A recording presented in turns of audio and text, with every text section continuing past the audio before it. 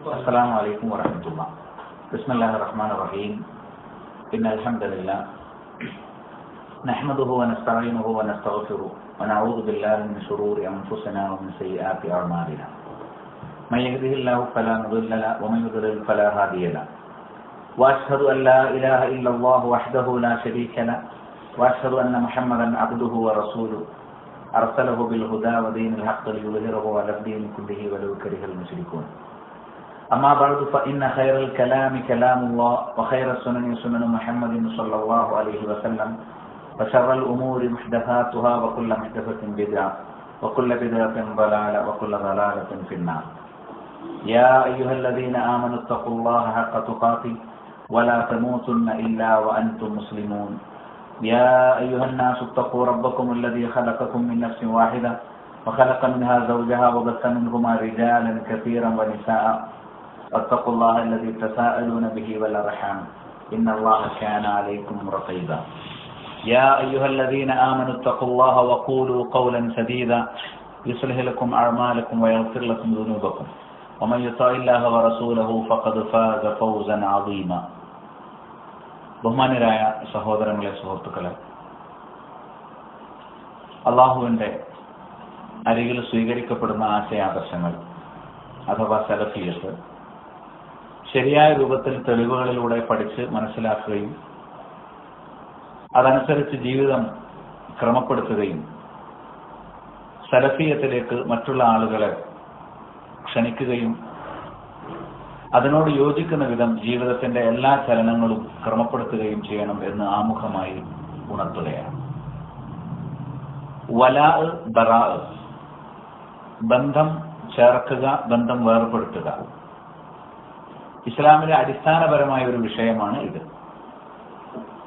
ലാ ഇലാഹ ഇല്ലല്ലാഹ് എന്ന കലിമത്തു തൗഹീദ് അതിന്റെ പ്രയോഗവൽക്കരണം പൂർണ്ണമാകണമെങ്കിൽ അള്ളാഹു സുബ്ഹാനഹു വ തആല ഇഷ്ടപ്പെടുന്ന ആദർശത്തോടും അള്ളാഹു ഇഷ്ടപ്പെടുന്ന ആളുകളോടും ബന്ധം ചേർക്കുക, അതേപോലെ തന്നെ അള്ളാഹു വെറുക്കുന്ന ആദർശത്തോടും അള്ളാഹു വെറുക്കുന്ന ആദർശം സ്വീകരിക്കുന്നവരോടും ബന്ധവിച്ഛേദനം ഉണ്ടായിരിക്കുക എന്നുള്ളതാണ് വലാ ബറാ. നമ്മെ സംബന്ധിച്ചിടത്തോളം ഇസ്ലാമിന്റെ ഏതൊരു വിഷയവും വ്യക്തമായ തെളിവുകളുടെ അടിസ്ഥാനത്തിൽ പഠിച്ചു മനസ്സിലാക്കാനുള്ള നിശ്ചയം നമുക്കുണ്ടായിരിക്കണം. വ്യക്തികളോ പാർട്ടികളോ ഭൂരിപക്ഷമോ മറ്റേതെങ്കിലും താല്പര്യങ്ങളോ ഒരിക്കലും ഒരു സംഗതി നമ്മുടെ ആദർശമായി സ്വീകരിക്കാനോ പ്രചരിപ്പിക്കാനോ കാരണമാകരുത്. വലാ തഖ്ഫു മാ ലൈസ ലക ബിഹി ഇൽം, തെളിവില്ലാത്ത ഒരു കാര്യം അതിൽ നീ നിലകൊള്ളരുത്, നിനക്ക് അറിവില്ലാത്ത ഒരു വിഷയത്തിൽ നീ നിലകൊള്ളരുത്.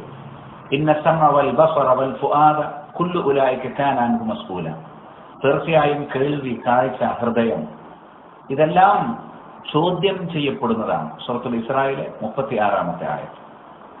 സഹീഹ് ബുഖാരിയിൽ നമുക്ക് കാണാം, അദ്ദേഹം ഒരു അധ്യായത്തിന് കൊടുത്തിരിക്കുന്ന തലക്കെട്ട് ബാബു ഖൗലില്ലാഹി തആല യാ അയ്യുഹ റസൂലു ബല്ലിഗ് മാ ഉൻസില ഇലൈക മിർ റബ്ബിക വഇൻ ലം തഫഅൽ ഫമാ ബല്ലഗ്ത റിസാലാതി. ഓ റസൂലേ, നിന്റെ റബ്ബിൽ നിന്ന് നിനക്ക് അവതീർണമായത് നീ എല്ലാവർക്കും എത്തിച്ചു കൊടുക്കണം. നീ അത് പ്രവർത്തിക്കുന്നില്ലെങ്കിൽ നിന്റെ റിസാലത്താണ് നീ എത്തിച്ചു കൊടുക്കാതിരുന്നത്. റസൂലുള്ളാഹി സ്വല്ലല്ലാഹു അലൈഹി വസല്ലം അദ്ദേഹത്തിന്റെ ദൗത്യം പൂർത്തീകരിക്കപ്പെട്ട വ്യക്തിയാകണമെങ്കിൽ അദ്ദേഹത്തിന് അള്ളാഹുവിൽ നിന്ന് വഹ്യായി ലഭിച്ച സന്ദേശങ്ങളെല്ലാം ബഹുജനങ്ങൾക്ക് എത്തിച്ചു കൊടുക്കേണ്ടതുണ്ട് എന്ന് അർത്ഥം. ഈ അധ്യായത്തിൽ ഇമാം ബുഖാരി റഹിമഹുല്ലാ അദ്ദേഹം ഇമാം സുഹരിയുടെ ഒരു വാചകം കൊടുക്കുന്നു. വഖാല സുഹരി മിനല്ലാഹി റിസാല വഅലാ റസൂലില്ലാഹി സ്വല്ലല്ലാഹു അലൈഹി വസല്ലം അൽ ബലാഗ് വഅലൈനാ അത്തസ്ലീം. അള്ളാഹുവിൽ നിന്നുള്ളത് റിസാലത്താണ് അഥവാ സന്ദേശം. അള്ളാഹുവിന്റെ റസൂലിന്റെ കടമ ബലാഗ് എത്തിച്ചു കൊടുക്കലാണ്. വഅലൈനാ അത്തസ്ലീം, നമ്മുടെ മേൽ ചുമതലയുള്ളത് അതിന് സമ്പൂർണമായി കീഴ്പ്പെടലാണ്. പ്രമാണങ്ങളിൽ ഒരു സംഗതി സ്ഥിരപ്പെട്ടു കഴിഞ്ഞാൽ അത് സ്വീകരിക്കുന്നിടത്ത് നാടിന്റെ ചുറ്റുപാട് എങ്ങനെയാണ്, മറ്റുള്ളവരെന്ത് കരുതും, നമ്മുടെ പാർട്ടിയുടെ നിലപാട് എന്താണ്, ഭൂരിപക്ഷത്തിന്റെ താല്പര്യം എന്താണ് എന്നിങ്ങനെയുള്ള ഭൗതികമായ ഏതെങ്കിലും മാനദണ്ഡങ്ങൾക്ക് അനുസൃതമായി അതിന് മാറ്റം വരുത്താതെ എന്താണോ അള്ളാഹുവിൽ നിന്നുള്ള റിസാലത്ത് റസൂലുള്ളാഹി സ്വല്ലല്ലാഹു അലൈഹി വസല്ലം നമുക്ക് എത്തിച്ചു തന്നത് അത് അതേ പ്രകാരം ഉൾക്കൊള്ളുക എന്ന ഒരു ബാധ്യത നമ്മെ സംബന്ധിച്ചിടത്തോളം ഉണ്ട്. സൂറത്ത് ഹൂദിലെ 112, 113 ആയത്തുകൾ ഫസ്തഖിം കമാ ഉമിർത വമൻ താബ മഅക വലാ തതഗൗ ഇന്നഹു ബിമാ തഅമലൂന ബസീർ വലാ തർകനൂ ഇലല്ലദീന ളലമൂ ഫതമസ്സകുമുൻ നാർ വമാ ലകും മിൻ ദൂനില്ലാഹി മിൻ ഔലിയാ സുമ്മ ലാ തുൻസറൂൻ. ഫസ്തഖിം കമാ ഉമിർത, നീ നിന്നോട് കൽപ്പിക്കപ്പെട്ട പ്രകാരം നിലകൊള്ളണം. റസൂലുള്ളാഹി സ്വല്ലല്ലാഹു അലൈഹി വസല്ലം അല്ലാഹു നേരിട്ട് പറയാം. ഈ ആയത്തുകൾക്ക് ഒരു പ്രത്യേകത കൂടിയുണ്ട്. നബി സല്ലല്ലാഹു അലൈഹി വസല്ലമയുടെ ഏതാനും തലമുടി നാരുകൾ നരച്ചു പോയിട്ടുണ്ട്. ഈ തലമുടി നരയ്ക്കാൻ കാരണമായ ആയത്ത് എന്നാണ് ഈ ആയത്തിനെ സംബന്ധിച്ച് റസൂലുള്ളാഹി സ്വല്ലല്ലാഹു അലൈഹി വസല്ലം പരിചയപ്പെടുത്തിയത്. ശയ്യബത്നി സൂറത്ത് ഹൂദ്, എന്റെ തലമുടികൾ നരപ്പിച്ചത് സൂറത്ത് ഹൂദ. ആ ഹൂദിൽ നബി സല്ലല്ലാഹു അലൈഹി വസല്ലമയെ അങ്ങേയറ്റം ചിന്താധീനനാക്കിയ ഒരായത്താണ് ഫസ്തഖിം കമാ ഉമിർത. എങ്ങനെയാണോ കൽപ്പന കിട്ടിയത് അങ്ങനെ തന്നെ, അതിൽ വെള്ളം ചേർക്കാതെ അതിൽ കൂട്ടിച്ചേർക്കാതെ കൽപ്പന കിട്ടിയ പ്രകാരം നീ ഉൾക്കൊള്ളണം. വമൻ താബ മഅക, നിന്റെ കൂടെ തൗബ ചെയ്തവരും. അപ്പൊ നബി സല്ലല്ലാഹു അലൈഹി വസല്ലം മാത്രമല്ല, സ്വഹാബത്തിനും സത്യവിശ്വാസികൾക്കുമെല്ലാം കൽപ്പന കിട്ടിയതുപോലെ ഒരു വിഷയത്തിൽ ഇസ്ലാമിന്റെ കൽപ്പന എങ്ങനെയാണോ അങ്ങനെ തന്നെ അതിൽ നിലകൊള്ളണം. വലാ തതഗൗ, അതിൽ വിട്ടുപോകരുത്. ഇന്നഹു ബിമാ തഅമലൂന ബസീർ, കാരണം തീർച്ചയായും നിങ്ങൾ അമൽ ചെയ്തുകൊണ്ടിരിക്കുന്നത് അള്ളാഹു സൂക്ഷ്മമായി കാണുന്നവനാണ്. തൊട്ടടുത്ത ആയത്തിൽ വലാ തർക്കനൂ ഇലല്ലദീന ളലമൂ, ളുൽമ പ്രവർത്തിക്കുന്നവരോട് നീ ചായ്വ് കാണിക്കരുത്. ളുൽമ അഥവാ ശിർക്ക്, അനീതി അഥവാ ശിർക്ക്, അള്ളാഹു അല്ലാത്തവരെ ആരാധിക്കുന്ന ആളുകളോട് നീ ചായ്വ് കാണിക്കരുത്. അള്ളാഹു അല്ലാത്തവരെ ആരാധിക്കുന്നവരോട്, സൃഷ്ടികളെ ആരാധിക്കുന്നവരോട് നീ ചായ്വ് കാണിക്കരുത്. ഫതമസ്സകുമുൻ നാർ, അപ്പോൾ നരകാഗ്നി നിന്നെ സ്പർശിക്കും. വമാ ലകും മിൻ ദൂനില്ലാഹി മിൻ ഔലിയാ, അള്ളാഹുവിനെ കൂടാതെ ഔലിയാക്കളിൽ നിന്ന് നിങ്ങൾക്ക് മറ്റാരുമില്ല. സുമ്മ ലാ തുൻസറൂൻ, പിന്നീട് നിങ്ങൾക്ക് സഹായം കിട്ടുന്നതുമല്ല. അള്ളാഹു അല്ലാത്ത ഒരാളോട് അള്ളാഹു വിലക്കിയ ബന്ധം നിങ്ങൾ പുലർത്തുകയാണെങ്കിൽ നിങ്ങൾക്ക് യാതൊരു സഹായവും കിട്ടുന്നതല്ല. ഇതാണ് സൂറത്ത് ഹൂദിലെ 112, 113 ആയത്തുകൾ. ഇത് വിശദീകരിച്ചുകൊണ്ട് ഇമാം ഇബ്നു കസീർ അദ്ദേഹത്തിന്റെ തഫ്സീറിൽ അതിന്റെ 4-ാം വാള്യം 354-ാമത്തെ പേജിൽ നമുക്ക് വായിക്കാം. യഅ്മുറു തആല റസൂലഹു വ ഇബാദഹുൽ മുഅ്മിനീൻ, അല്ലാഹു സുബ്ഹാനഹു വ തആല അല്ലാഹുവിന്റെ റസൂലിനോടും സത്യവിശ്വാസികളായ അല്ലാഹുവിന്റെ അടിയാറുകളോടും കൽപ്പിക്കുന്നു. ബിസ്സബാത്ത്, ഉറച്ചു നിൽക്കണം. വദ്ദബാമി അലൽ ഇസ്തിഖാമ, നേരായ മാർഗത്തിൽ എക്കാലത്തും നിലകൊള്ളണം. ഒരു കാരണവശാലും ഒരു കാലഘട്ടത്തിലും ഹഖിൽ അടിയുറച്ചു നിൽക്കുന്നതിൽ പതറിപ്പോകാൻ പാടില്ല. വദാലിക മിൻ അക്ബറിൽ ഔനി അലൻ നസ്രി അലൽ അഅദാ, ശത്രുക്കൾക്കെതിരെ സഹായിക്കുന്നതിലെ സഹായങ്ങളിൽ ഏറ്റവും വലുത് നമ്മൾ ഹഖിൽ അടിയുറച്ചു നിൽക്കാം. ശത്രുവിനെതിരെയുള്ള നമ്മുടെ നിലപാടുകളിൽ ഏറ്റവും പ്രധാനപ്പെട്ട എന്താണ്? ഹഖിൽ അടിയുറച്ചു നിൽക്കുക എന്നുള്ളതാണ്. അതുകൊണ്ട് തന്നെ നമ്മൾ ഇസ്ലാമിന്റെ ശത്രുക്കളോട് എതിരായിരിക്കണം. അതേ സമയത്ത് അതിൽ അള്ളാഹുവിന്റെ കൽപ്പനകളിൽ അതിരുവിടുന്നത് തുഗയാനെയും ബഗയിനെയും എതിർക്കുന്നുണ്ട്. അത് എത്രത്തോളം എന്ന് ചോദിച്ചാൽ നമ്മെ സംബന്ധിച്ചിടത്തോളം അനീതിയും അതിക്രമവും അത് വളരെ ഗുരുതരമായ ഒരു സംഗതിയായി പരിചയപ്പെടുത്തുന്നു. തുടർന്ന് വലാ തർക്കനു ഇലല്ലദീന ളലമൂ, നിങ്ങൾ ളുൽമ പ്രവർത്തിക്കുന്നവരോട് ചായ്വ് കാണിക്കരുത് എന്ന ആയത്ത് വിശദീകരിച്ചുകൊണ്ട് അദ്ദേഹം പറയുന്നു, ഖാല അലി ഇബ്നു അബീ ത്വൽഹ അൻ ഇബ്നു അബ്ബാസ് റളിയല്ലാഹു അൻഹു ലാ തുദ്ഹിനു, അതായത് നിങ്ങൾ അനീതി പ്രവർത്തിക്കുന്നവരോട് നിങ്ങൾ ഒരിക്കലും മയപ്പെടുത്തരുത്. ലാ തുദ്ഹിനു, നിങ്ങൾ ഇസ്ലാമിന്റെ അടിസ്ഥാന നിയമങ്ങളെ മയപ്പെടുത്തരുത്. വഖാൽ ഔഫി അൻ ഇബ്നു അബ്ബാസ് റളിയല്ലാഹു അൻഹു തന്നെ ഔഫി ഉദ്ധരിക്കുന്നു, ഹുവ റുകൂനു ഇല ശിർക്ക്, അഥവാ ശിർക്കിലേക്കുള്ള ചായ്വ് നിങ്ങൾക്കുണ്ടാകരുത്, ശിർക്കിന്റെ ആളുകളോടുള്ള ചായ്വ് നിങ്ങൾക്കുണ്ടാകരുത്. അബുൽ ആലിയ പറഞ്ഞു, ലാ തർലു അഅ്മാലഹും, ശിർക്കിന്റെ ആളുകളുടെ പ്രവർത്തനങ്ങളെ നിങ്ങൾ തൃപ്തിപ്പെടരുത്. ഇത് വളരെ നിർണായകമായ ഒരു സംഗതിയാണ്. കാരണം 1-2 വർഷം മുമ്പ് കാരപ്പറമ്പ്, കോഴിക്കോട് ജില്ലയിലെ കാരപ്പറമ്പ് എന്ന പ്രദേശത്ത് ഷെയ്ഖ് അല്ലാമ സ്വാലിഹ് അൽ ഫൗസാൻ ഹഫിളഹുല്ലാഹ് അദ്ദേഹത്തിന്റെ അൽ വലാഉ വൽ ബറാഉ ഫിൽ ഇസ്ലാം എന്ന പുസ്തകം വായിച്ചുകൊണ്ട് ചില വിഷയങ്ങൾ തുടർ ക്ലാസുകളിലായി വിശദീകരിച്ചിരുന്നു. ആ വിശദീകരിച്ചതിലെ ഒരു ഭാഗം അത് തെറ്റായ രൂപത്തിൽ സോഷ്യൽ മീഡിയയിലൂടെയും മറ്റും പ്രചരിപ്പിക്കപ്പെടുകയും ഒരുപാട് ആളുകൾ വളരെ മോശമായ രൂപത്തിൽ ഒരു രാജ്യദ്രോഹ പ്രവർത്തനം എന്ന രീതിയിൽ പോലും ഒരു മുസ്ലിമിനെ കണ്ടാൽ ചിരിക്കുന്നത് പോലും ശരിയല്ല എന്നിവിടെ സലഫുകൾ പ്രചരിപ്പിച്ചുകൊണ്ടിരിക്കുന്നു. ഐസിസിന്റെ വാദങ്ങളാണ് ഇവിടുത്തെ സലഫുകൾ പ്രചരിപ്പിക്കുന്നത് എന്നിങ്ങനെയുള്ള രൂപത്തിൽ തികച്ചും ദുഷ്ടലാക്കോടുകൂടി വ്യക്തമായ ഗൂഢാലോചനകളുടെ ഒരു അടിസ്ഥാനത്തിൽ അന്യായമായ പ്രചാരവേലകൾ നടത്തിയത് എല്ലാവരും ശ്രദ്ധിച്ചിട്ടുണ്ടാകും. വളരെ വേദനിപ്പിക്കുന്ന ഒരു സംഗതിയാണ്. കാരണം ഞാൻ നേരത്തെ സൂചിപ്പിച്ചു, ഹക്ക് അത് തെളിവിന്റെ അടിസ്ഥാനത്തിൽ ഉൾക്കൊള്ളണം. തെളിവിന്റെ അടിസ്ഥാനത്തിലല്ലാതെ ആരും ഒരു കാര്യവും പറയാൻ പാടില്ല. ഒരു പ്രചാരവേലയിലും ഉൾപ്പെടാൻ പാടില്ല. അള്ളാഹുവിന്റെ ദീൻ ഏതെങ്കിലും ശത്രുക്കൾ തന്നിഷ്ടപ്രകാരം ആ ദീൻ ഉൾക്കൊള്ളുന്ന ആളുകളെ പരിഹസിക്കുകയോ ഭയപ്പെടുത്തുകയോ മറ്റ് ഏതെങ്കിലും തരത്തിലുള്ള പരിപാടികളുമായി വരികയോ ചെയ്താൽ ദീനിൽ വെള്ളം ചേർക്കാൻ തുടങ്ങിയ പിന്നെ എന്താ സംഭവിക്കുക? അള്ളാന്റെ ദീന് പ്രചരിപ്പിക്കാൻ ഈ കൂട്ടർ വേണ്ടാന്ന് വെക്കും. എന്നിട്ടുള്ള മറ്റൊരു സംഘത്തെ കൊണ്ടുവരും. അള്ളാഹുവിന്റെ ദീൻ ഉൾക്കൊള്ളാനും അത് പഠിക്കാനും അത് പ്രചരിപ്പിക്കാനും തീരുമാനമെടുത്തവരാണ് നമ്മളെങ്കിൽ നമ്മൾ തന്നെ അതിന്റെ വക്താക്കളായി നമ്മുടെ മരണം വരെ ഇല്ലാത്ത പക്ഷം വലിയൊരു നഷ്ടമായിരിക്കും നമുക്കുണ്ടാവുക. പിന്നീട് വരുന്ന ഒരു ജനതയുടെ ചില ഗുണങ്ങൾ അള്ളാഹ് പറയുന്നുണ്ട്. ആ ഗുണങ്ങൾ ഇപ്പോഴേ നമുക്കുണ്ടെങ്കിൽ നമ്മെ അള്ളാഹു സലഫിയത്തിന്റെ പാതയിൽ നിന്ന് അകറ്റുകയില്ല. അള്ളാഹു നമുക്ക് തൗഫീഖ് നൽകുമാറാകട്ടെ. യാ അയ്യുഹല്ലദീന ആമനു, ഓ വിശ്വാസികളെ, മൻ യർത്തദ്ദ മിൻകും അൻ ദീനി, ആരെങ്കിലും എന്റെ ദീനിൽ നിന്ന് പുറത്തുപോയാൽ ഫസൗഫ യഅ്തില്ലാഹു ബിഖൗം, അള്ളാഹു മറ്റൊരു ജനതയെ കൊണ്ടുവരും. ആ ജനതയുടെ സവിശേഷതകൾ എന്താണ്? യുഹിബ്ബുഹും വയുഹിബ്ബൂനഹു, അവരോട് അള്ളാഹുവിന് മഹബത്തുണ്ടാകും, സ്നേഹമുണ്ടാകും. അവർക്ക് അള്ളാഹുവിനോട് മഹബത്തുണ്ടാകും. അദില്ലത്തിൻ അലൽ മുഅ്മിനീൻ, അവർ സത്യവിശ്വാസികളോട് സൗമ്യത പാലിക്കുന്നവരും. അഇസ്സത്തിൻ അലൽ കാഫിരീൻ, കാഫിറുകളോട് ഇസ്സത്ത് പാലിക്കുന്നവരുമായിരിക്കും. യുജാഹിദൂന ഫീ സബീലില്ലാഹ്, അള്ളാഹുവിന്റെ മാർഗത്തിൽ ജിഹാദ് ചെയ്യുന്നവർ. വലാ യഖാഫൂന ലൗമത ലായിം, ഒരാക്ഷേപകന്റെ ആക്ഷേപത്തെയും ഭയപ്പെടാത്തവർ. അതുകൊണ്ട് ഹക്കിൽ അടിയുറച്ച് നിൽക്കുന്നവരുടെ പ്രത്യേകത ആക്ഷേപം അവിടുന്ന് കേൾക്കുമ്പോഴേക്ക് നമുക്കിത് മൂടിവെക്കാം എന്ന് പറയുന്ന ഒരു നിലവാരമല്ല. നേരെ മറിച്ച് ആക്ഷേപകന്റെ ആക്ഷേപത്തെ ഭയപ്പെടാതെ ചങ്കൂറ്റത്തോടുകൂടി അള്ളാഹുവിന്റെ അരികിൽ സ്വീകരിക്കപ്പെടുന്ന ആദർശത്തെ അത് നമ്മൾ നെഞ്ചേറ്റുകയും അത് പരസ്യപ്പെടുത്തുകയും അത് പ്രചരിപ്പിക്കുകയും അതിലേക്ക് ബഹുജനങ്ങളെ ഹൃദ്യമായി ക്ഷണിക്കുകയും വേണം. ഇതാലിക ഫദ്ലുള്ള, അത് അള്ളാന്റെ ഔദാര്യമാണ്. യുതീഹി മൻ യശാ, അത് അള്ളാഹു ഉദ്ദേശിക്കുന്നവർക്ക് മാത്രം നൽകും. വല്ലാഹു വാസിഉൻ അലീം, അള്ളാഹു വിശാലതയുള്ളവനും സർവജ്ഞനുമാണ്. സൂറത്തുൽ മാഇദയിലെ 54-ാമത്തെ ആയത്ത്. അപ്പൊ ഞാൻ പറഞ്ഞു വന്നത്, കാരപ്പറമ്പ് നടത്തിയ മുഴുവൻ പ്രഭാഷണങ്ങളും പുറത്തു വന്നതായി എന്റെ ശ്രദ്ധയിൽപ്പെട്ടിട്ടില്ല. യഥാർത്ഥത്തിൽ അതിൽ നിന്ന് ചില വരികൾ കൂട്ടിമാറ്റി തന്നിഷ്ടപ്രകാരം ദുർവ്യാഖ്യാനിക്കുന്ന ആളുകളെ സംബന്ധിച്ചിടത്തോളം ആ പ്രസംഗത്തിന്റെ മുഴുവൻ ഭാഗവും പുറത്തുവിടേണ്ട ബാധ്യതയുണ്ടായിരുന്നു. സംഘാടകരോട് ഞാൻ അന്വേഷിച്ചപ്പോൾ അവരത് റെക്കോർഡ് ചെയ്തിട്ടില്ല, പുറത്തു വിട്ടിട്ടില്ല. ആരാണ് അത് പുറത്തുവിട്ടത്? ആരോ ആകട്ടെ, ഏതായിരുന്നാലും അതിന്റെ മുഴുവൻ ഭാഗങ്ങളിലും ആ വിഷയത്തിന്റെ വിശദാംശങ്ങൾ പരാമർശിച്ചത് അവർ പുറത്തു കൊണ്ടുവരാൻ കഴിയാതെ അതിന്റെ ആശയമായി തെറ്റായ ചില കാര്യങ്ങൾ പ്രചരിപ്പിച്ചത് വളരെ മോശമായി. വ്യക്തിപരമായി എന്റെ പേരിലും സലഫിയത്തിന്റെ പേരിലും ഗുരുതരമായ ആരോപണങ്ങൾ അതിനെ തുടർന്ന് കടന്നു വന്നു. അതിനോടനുബന്ധിച്ച് ഒരു പത്രത്തിൽ, ടൈംസ് ഓഫ് ഇന്ത്യ എന്ന് പറയുന്ന ഒരു പത്രത്തിൽ ഒരു വാർത്ത ഒരിക്കൽ വന്നു.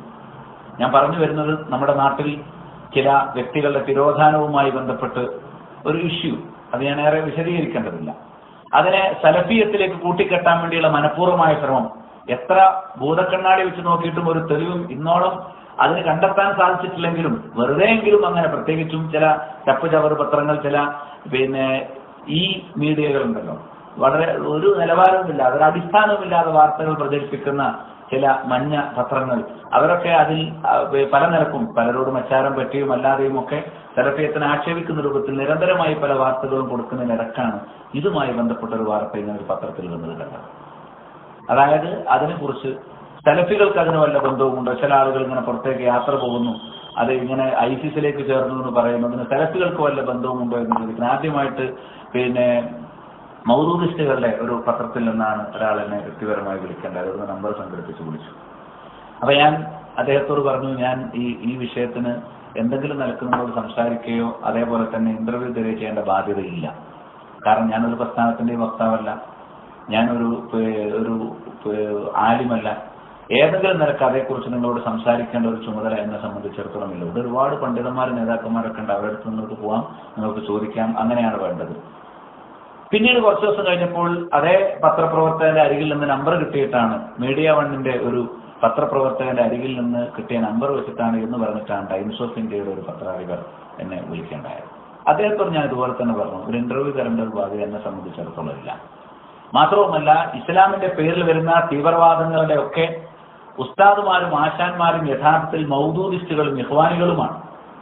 അതുകൊണ്ട് അത് നിങ്ങൾ വ്യക്തമായി, സിമി എന്തിനു നിരോധിക്കപ്പെട്ടു നിങ്ങൾ പഠിക്കണം.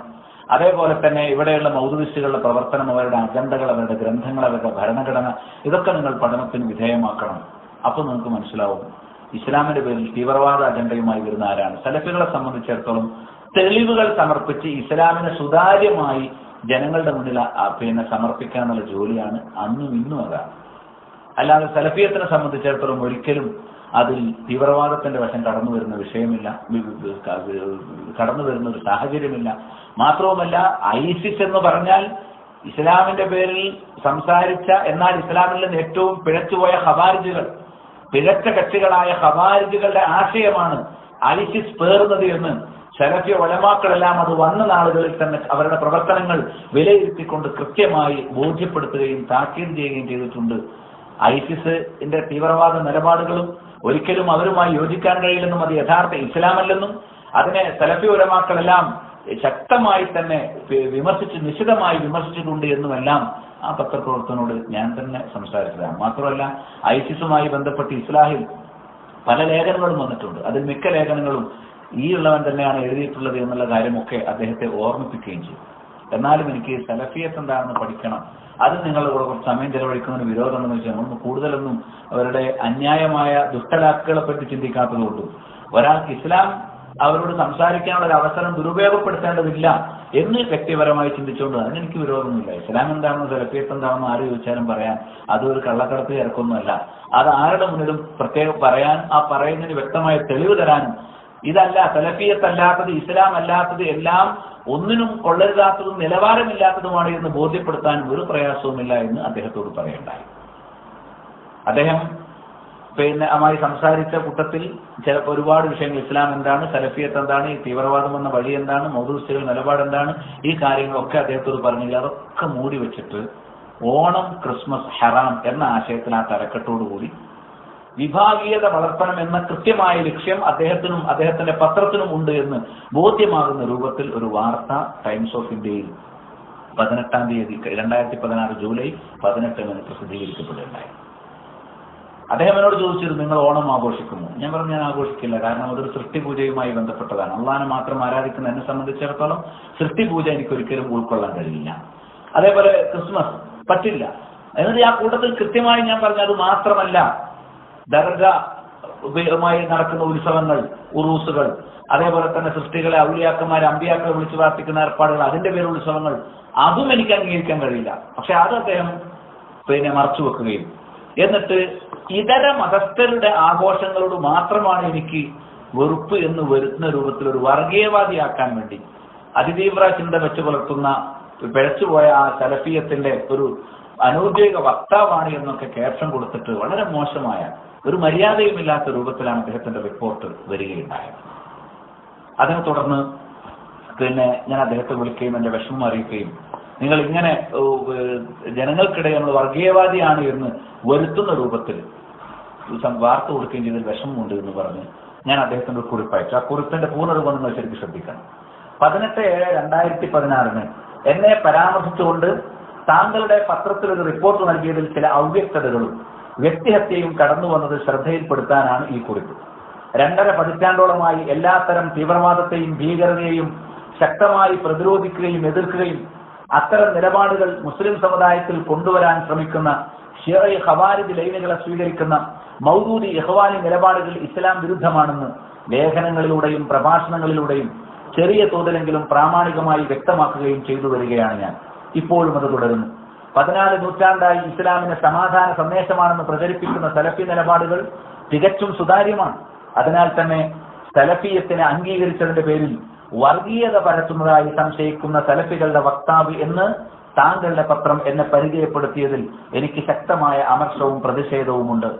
മക്ബറകളിൽ നടക്കുന്ന അനാചാരമായ ഉറൂസ് ഉത്സവങ്ങളടക്കം സൃഷ്ടിപൂജയുമായി ബന്ധമുള്ള എല്ലാ ഉത്സവങ്ങളോടും വിശ്വാസപരമായി വിയോജിപ്പ് പുലർത്തുന്നതിന് വിവാദ ഫത്വയായി ഇതര മതസ്ഥരിൽ ശത്രുതയുണ്ടാക്കും വിധം റിപ്പോർട്ട് ചെയ്തതാണ് വർഗീയ ധ്രുവീകരണം ഉണ്ടാക്കുന്ന പ്രവർത്തനമെന്ന് പറയേണ്ടി വരുന്നതിൽ ഖേദമുണ്ട്.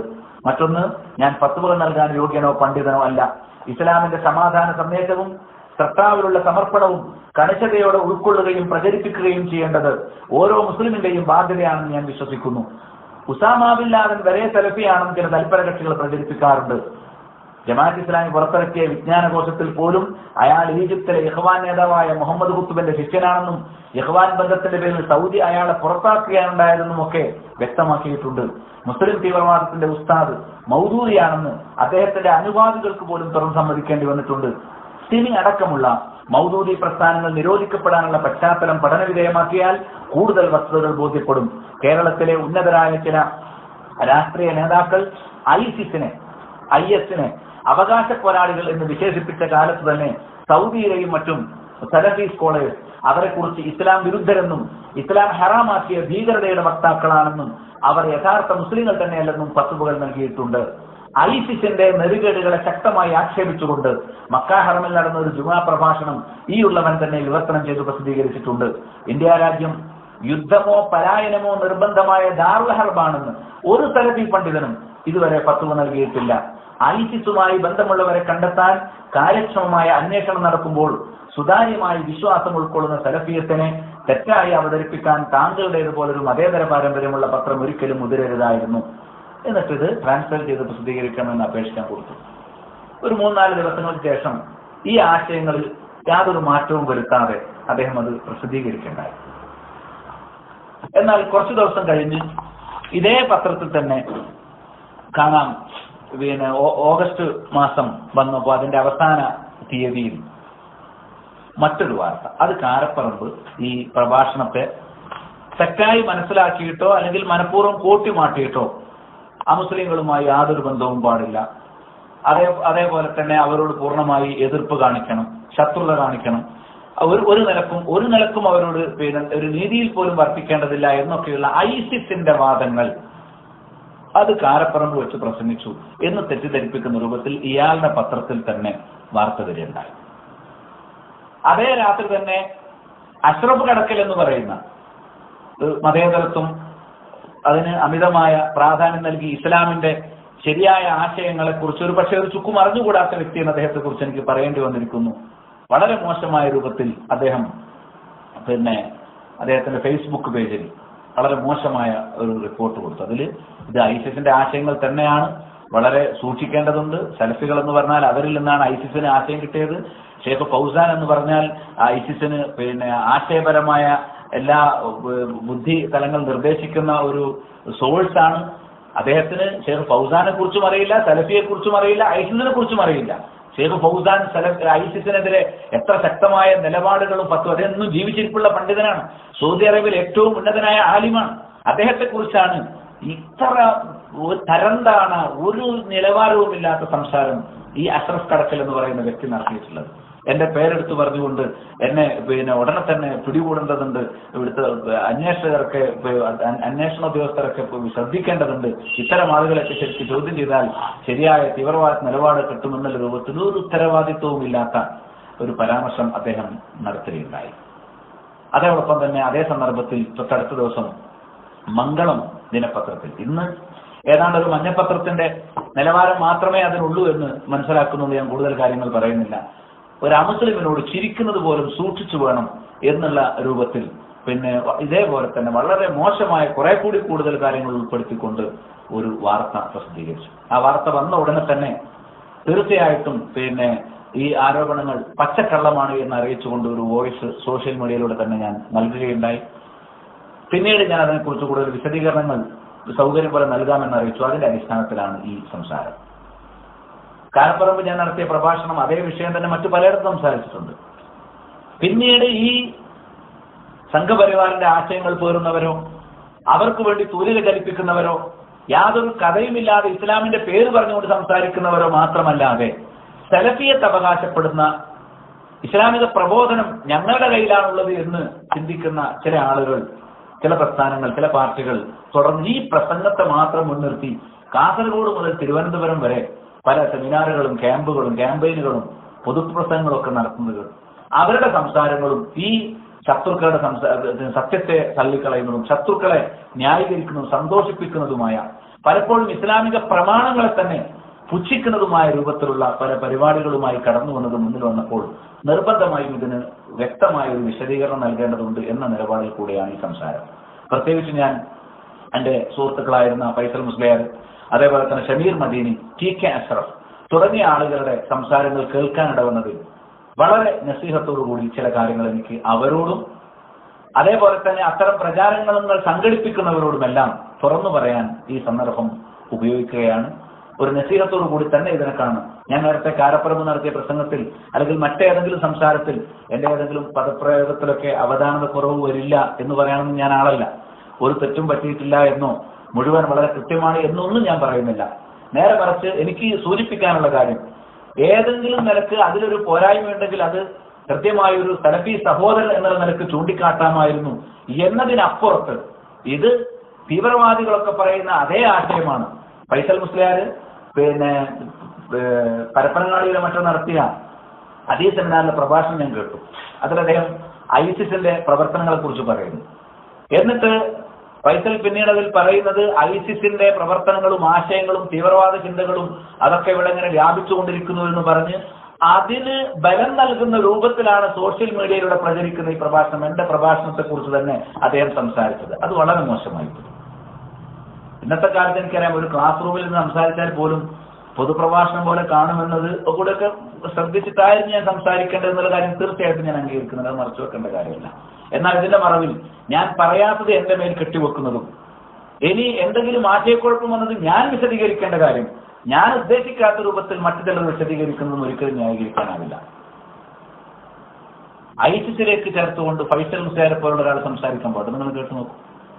IS എന്ന പേരിൽ അറിയപ്പെടുന്ന ഇസ്ലാമിക് സ്റ്റേറ്റ് എന്ന ഒരു ആശയം പുറത്തേക്ക് കാണിച്ചുകൊണ്ട് അതിന് മറവിൽ നടക്കുന്ന പ്രവർത്തനങ്ങൾ എന്നുള്ളത് ഇതിനകം ലോകം മൊത്തം ശ്രദ്ധിച്ചതും ലോകം മൊത്തം പ്രഖ്യാപിക്കപ്പെട്ടതുമായ ഒരു വസ്തുതയാണ്. എന്നാൽ അത്തരം പ്രവർത്തനങ്ങൾക്ക് ആക്കം കൂട്ടുന്ന, അതിന് ഒരു അല്പമെങ്കിലും ചെറിയൊരു അളവെങ്കിലും അതിന് ആശ്വാസമേകുന്ന തരത്തിലുള്ള അത്തരം പ്രവർത്തനങ്ങൾക്ക് ആക്കം കൂട്ടുന്ന, അതിന് ഒരു അല്പമെങ്കിലും ചെറിയൊരു അളവെങ്കിലും അതിന് ആശ്വാസമേകുന്ന തരത്തിലുള്ള സംസാരങ്ങളോ രീതികളോ ഏതെങ്കിലും ഭാഗത്തിലായി നിർവഹിക്കുന്നുവെങ്കിൽ അതും യഥാർത്ഥത്തിൽ ഇസ്ലാമുമായ പ്രമാണങ്ങൾ ശരിയാവണ്ണം തിരിച്ചറിയാത്തത് കൊണ്ടും പ്രമാണങ്ങളെ ഊന്നി മതത്തെ മനസ്സിലാക്കാത്തത് കൊണ്ടും മാത്രമാണ് എന്നുള്ളതാണ് വസ്തുത.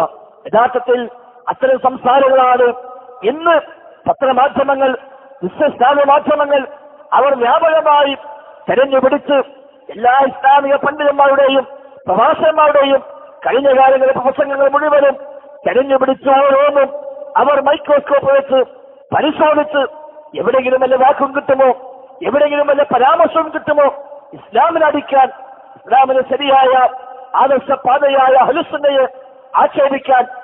വളരെ മോശമല്ലേ ആ കാര്യം? അങ്ങനെ ഈ രൂപത്തിൽ സംസാരിക്കുന്നവർക്ക് ശരിയാണ്? ഒരിക്കലും ശരിയല്ല.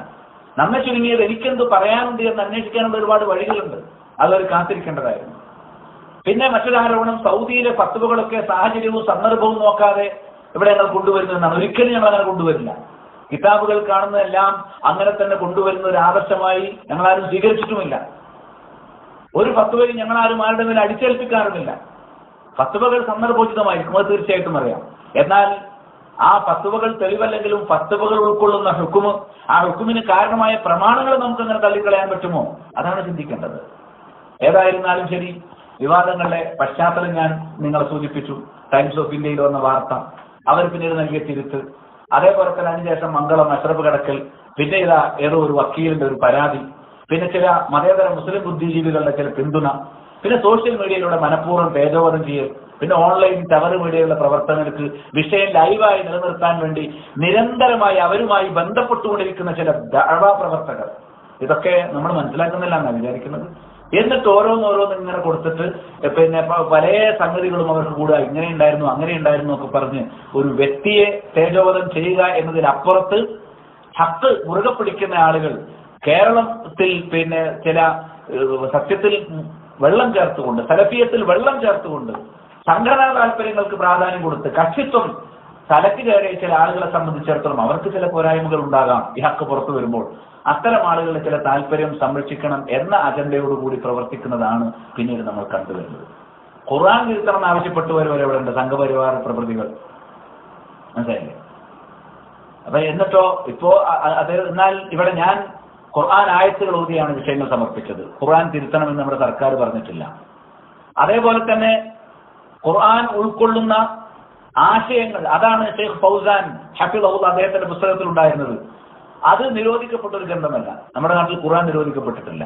ഷെയ്ഖ് ഫൗസാന്റെ ഗ്രന്ഥം ഒരു പതിറ്റാണ്ടോളമായി കേരളത്തിൽ തന്നെ വിവർത്തനം ചെയ്തിട്ടുണ്ട്. അബ്ദുൽ ജബ്ബാർ അബ്ദുൽ മദീനി. അദ്ദേഹം വിവർത്തനം ചെയ്ത് ഇവിടെ മുന്നിലുണ്ട്.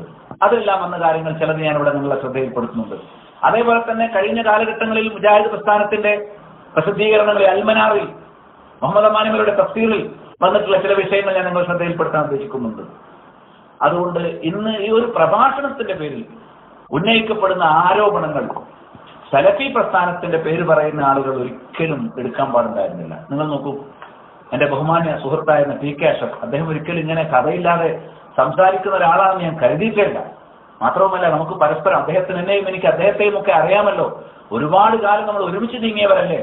പല കാര്യങ്ങളും അറിയാം. നിങ്ങളുടെ പ്രവർത്തനത്തിന്റെ ശൈലി എന്തൊക്കെയാണ് എന്നും ഏത് രൂപത്തിലാണ് നിങ്ങൾ ഇത്തരം രംഗങ്ങളിൽ ഇടപെടുക എന്നുള്ളതും അറിയാത്ത ആളൊന്നുമല്ല ഞാൻ. ആവശ്യം വരുമ്പോൾ അത്തരം ചില കാര്യങ്ങൾ നമുക്ക് പിന്നീട് വിശദീകരിക്കാവുന്നതാണ്. പി കെ അഷ്റഫിന്റെ സംസാരം നിങ്ങൾ കേട്ടു നോക്കൂ.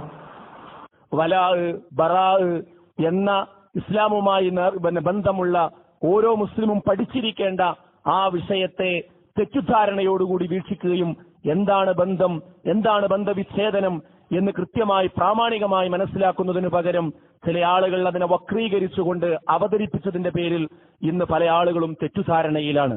മറ്റു മതവിഭാഗങ്ങളോട് മിണ്ടാൻ പാടില്ല, ചിരിക്കാൻ പാടില്ല, നോക്കാൻ പാടില്ല എന്ന ഒരു തരത്തിലേക്ക്, ഒരു വിഭാഗീയതയുടെയും ചേരിതിരിവിന്റെയും സ്പർദ്ധയുടെയും ഒരു തരത്തിലേക്ക്, മറ്റു മതവിഭാഗങ്ങളോട് മിണ്ടാൻ പാടില്ല, ചിരിക്കാൻ പാടില്ല, നോക്കാൻ പാടില്ല എന്ന ഒരു തരത്തിലേക്ക്, ഒരു വിഭാഗീയതയുടെയും ചേരിതിരിവിന്റെയും സ്പർദ്ധയുടെയും ഒരു തരത്തിലേക്ക് ആ വിഷയങ്ങളെ വ്യാഖ്യാനിച്ച് എത്തിച്ചതിന്റെ ഒരു ദുരന്തം, അത്തരം തെറ്റായ സമീപനങ്ങൾ, ചില ആളുകളുടെ അപക്വമായ പ്രഭാഷണങ്ങളും വരികളും വന്നതോടുകൂടി ഈ കൃത്യമായി പ്രാമാണികമായി ഓരോരുത്തരും മനസ്സിലാക്കിയിരിക്കേണ്ട വിഷയങ്ങൾ തെറ്റിദ്ധരിക്കുവാൻ ഇടയായ ഒരു സാഹചര്യത്തിലാണ് ഈ ഒരു സെമിനാർ നടക്കുന്നത് എന്നതാണ് ഏറ്റവും പ്രസക്തമായ ഒരു കാര്യം. അദ്ദേഹം പറയുന്നത് എന്താ? മിണ്ടാൻ പാടില്ല, ചിരിക്കാൻ പാടില്ല, നോക്കാൻ പാടില്ല എന്നിട്ട് പറയാം അഭിവാദത്തിലേക്ക് കടന്ന ചില അപക്വമതികൾ. അഷ്റഫെ, ഈ നുണ പറയേണ്ടിയിരുന്നു. നിങ്ങളൊരു സാധാരണ വ്യക്തിയല്ലത്, പ്രസ്ഥാനത്തിന്റെ സംസ്ഥാന നേതാവല്ലേ? നിങ്ങളുടെ ഒരു സഹോദരനെ കുറിച്ച്, നിങ്ങളുടെ കൂടെ ഒരുപാട് കാലം ജീവിച്ച ഒരു വ്യക്തിയെ കുറിച്ച് ഇത്രയും വലിയൊരു നുണ. ഞാൻ അമുസ്ലിങ്ങളോട് മിണ്ടാൻ പാടില്ല എന്ന് പറഞ്ഞത് എവിടെയാണ്? അള്ളാഹുവിന്റെ കോടതിയിൽ നിങ്ങൾ ഇത് ഹാജരാക്കേണ്ടി വരില്ലേ മാപ്പ് പറഞ്ഞിട്ടില്ലെങ്കിൽ?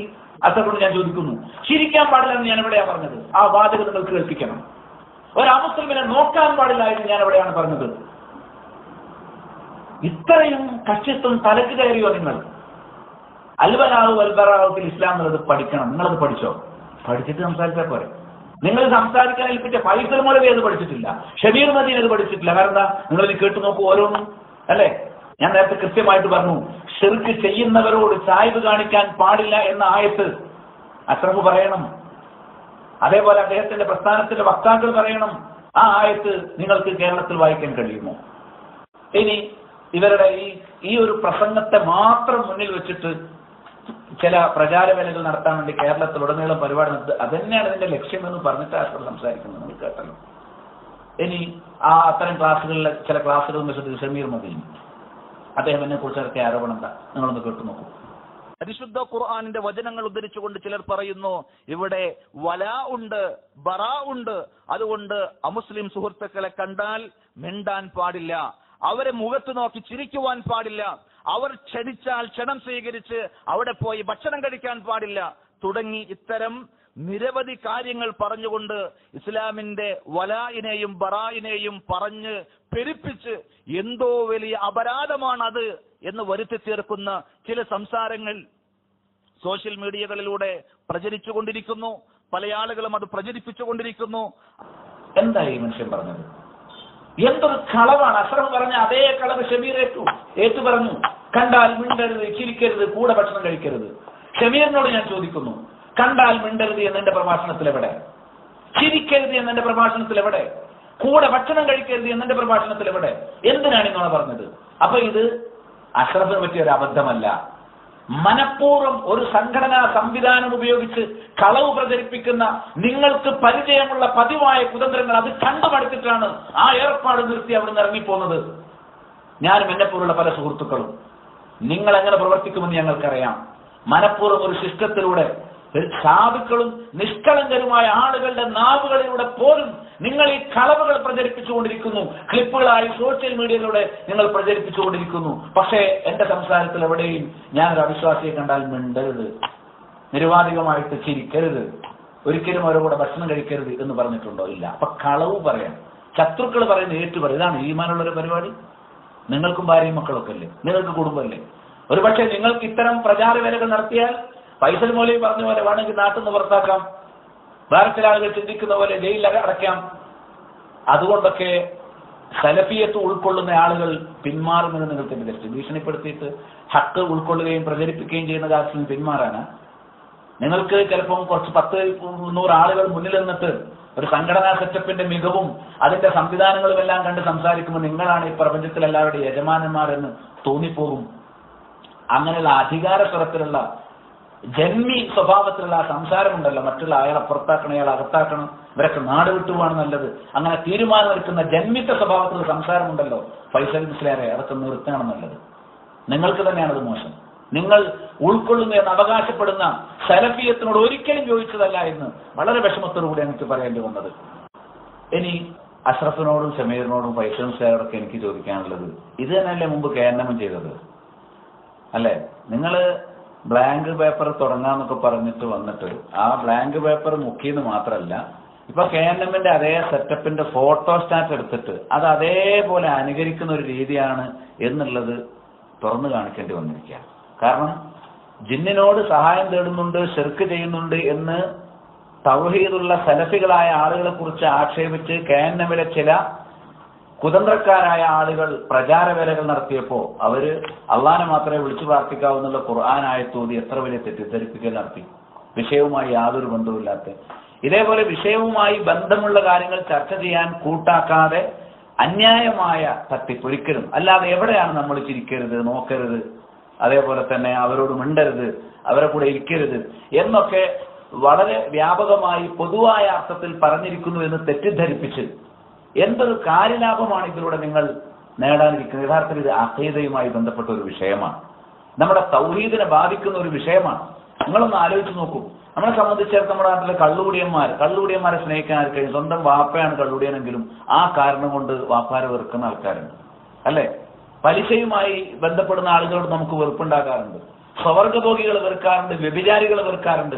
എനിക്ക് ചോദിക്കാനുള്ളത്, ഇതിനേക്കാളുമൊക്കെ ഏറ്റവും വലിയ ഗുരുതരമായ തിന്മ, ഏറ്റവും വലിയ തിന്മ എന്ന് ഖുർആൻ പഠിപ്പിച്ചിരിക്കുന്ന ശിർക്ക്, ആ ശിർക്ക് ചെയ്തവരോ വെറുക്കാനേ പാടില്ല എന്ന് നിങ്ങൾക്ക് എങ്ങനെ പറയാൻ സാധിക്കുന്നു? അവരെ അദുവ് എന്ന് വിശേഷിപ്പിച്ചത് നിങ്ങൾ ശരിക്കും മനസ്സിലാക്കേണ്ടതല്ലേ?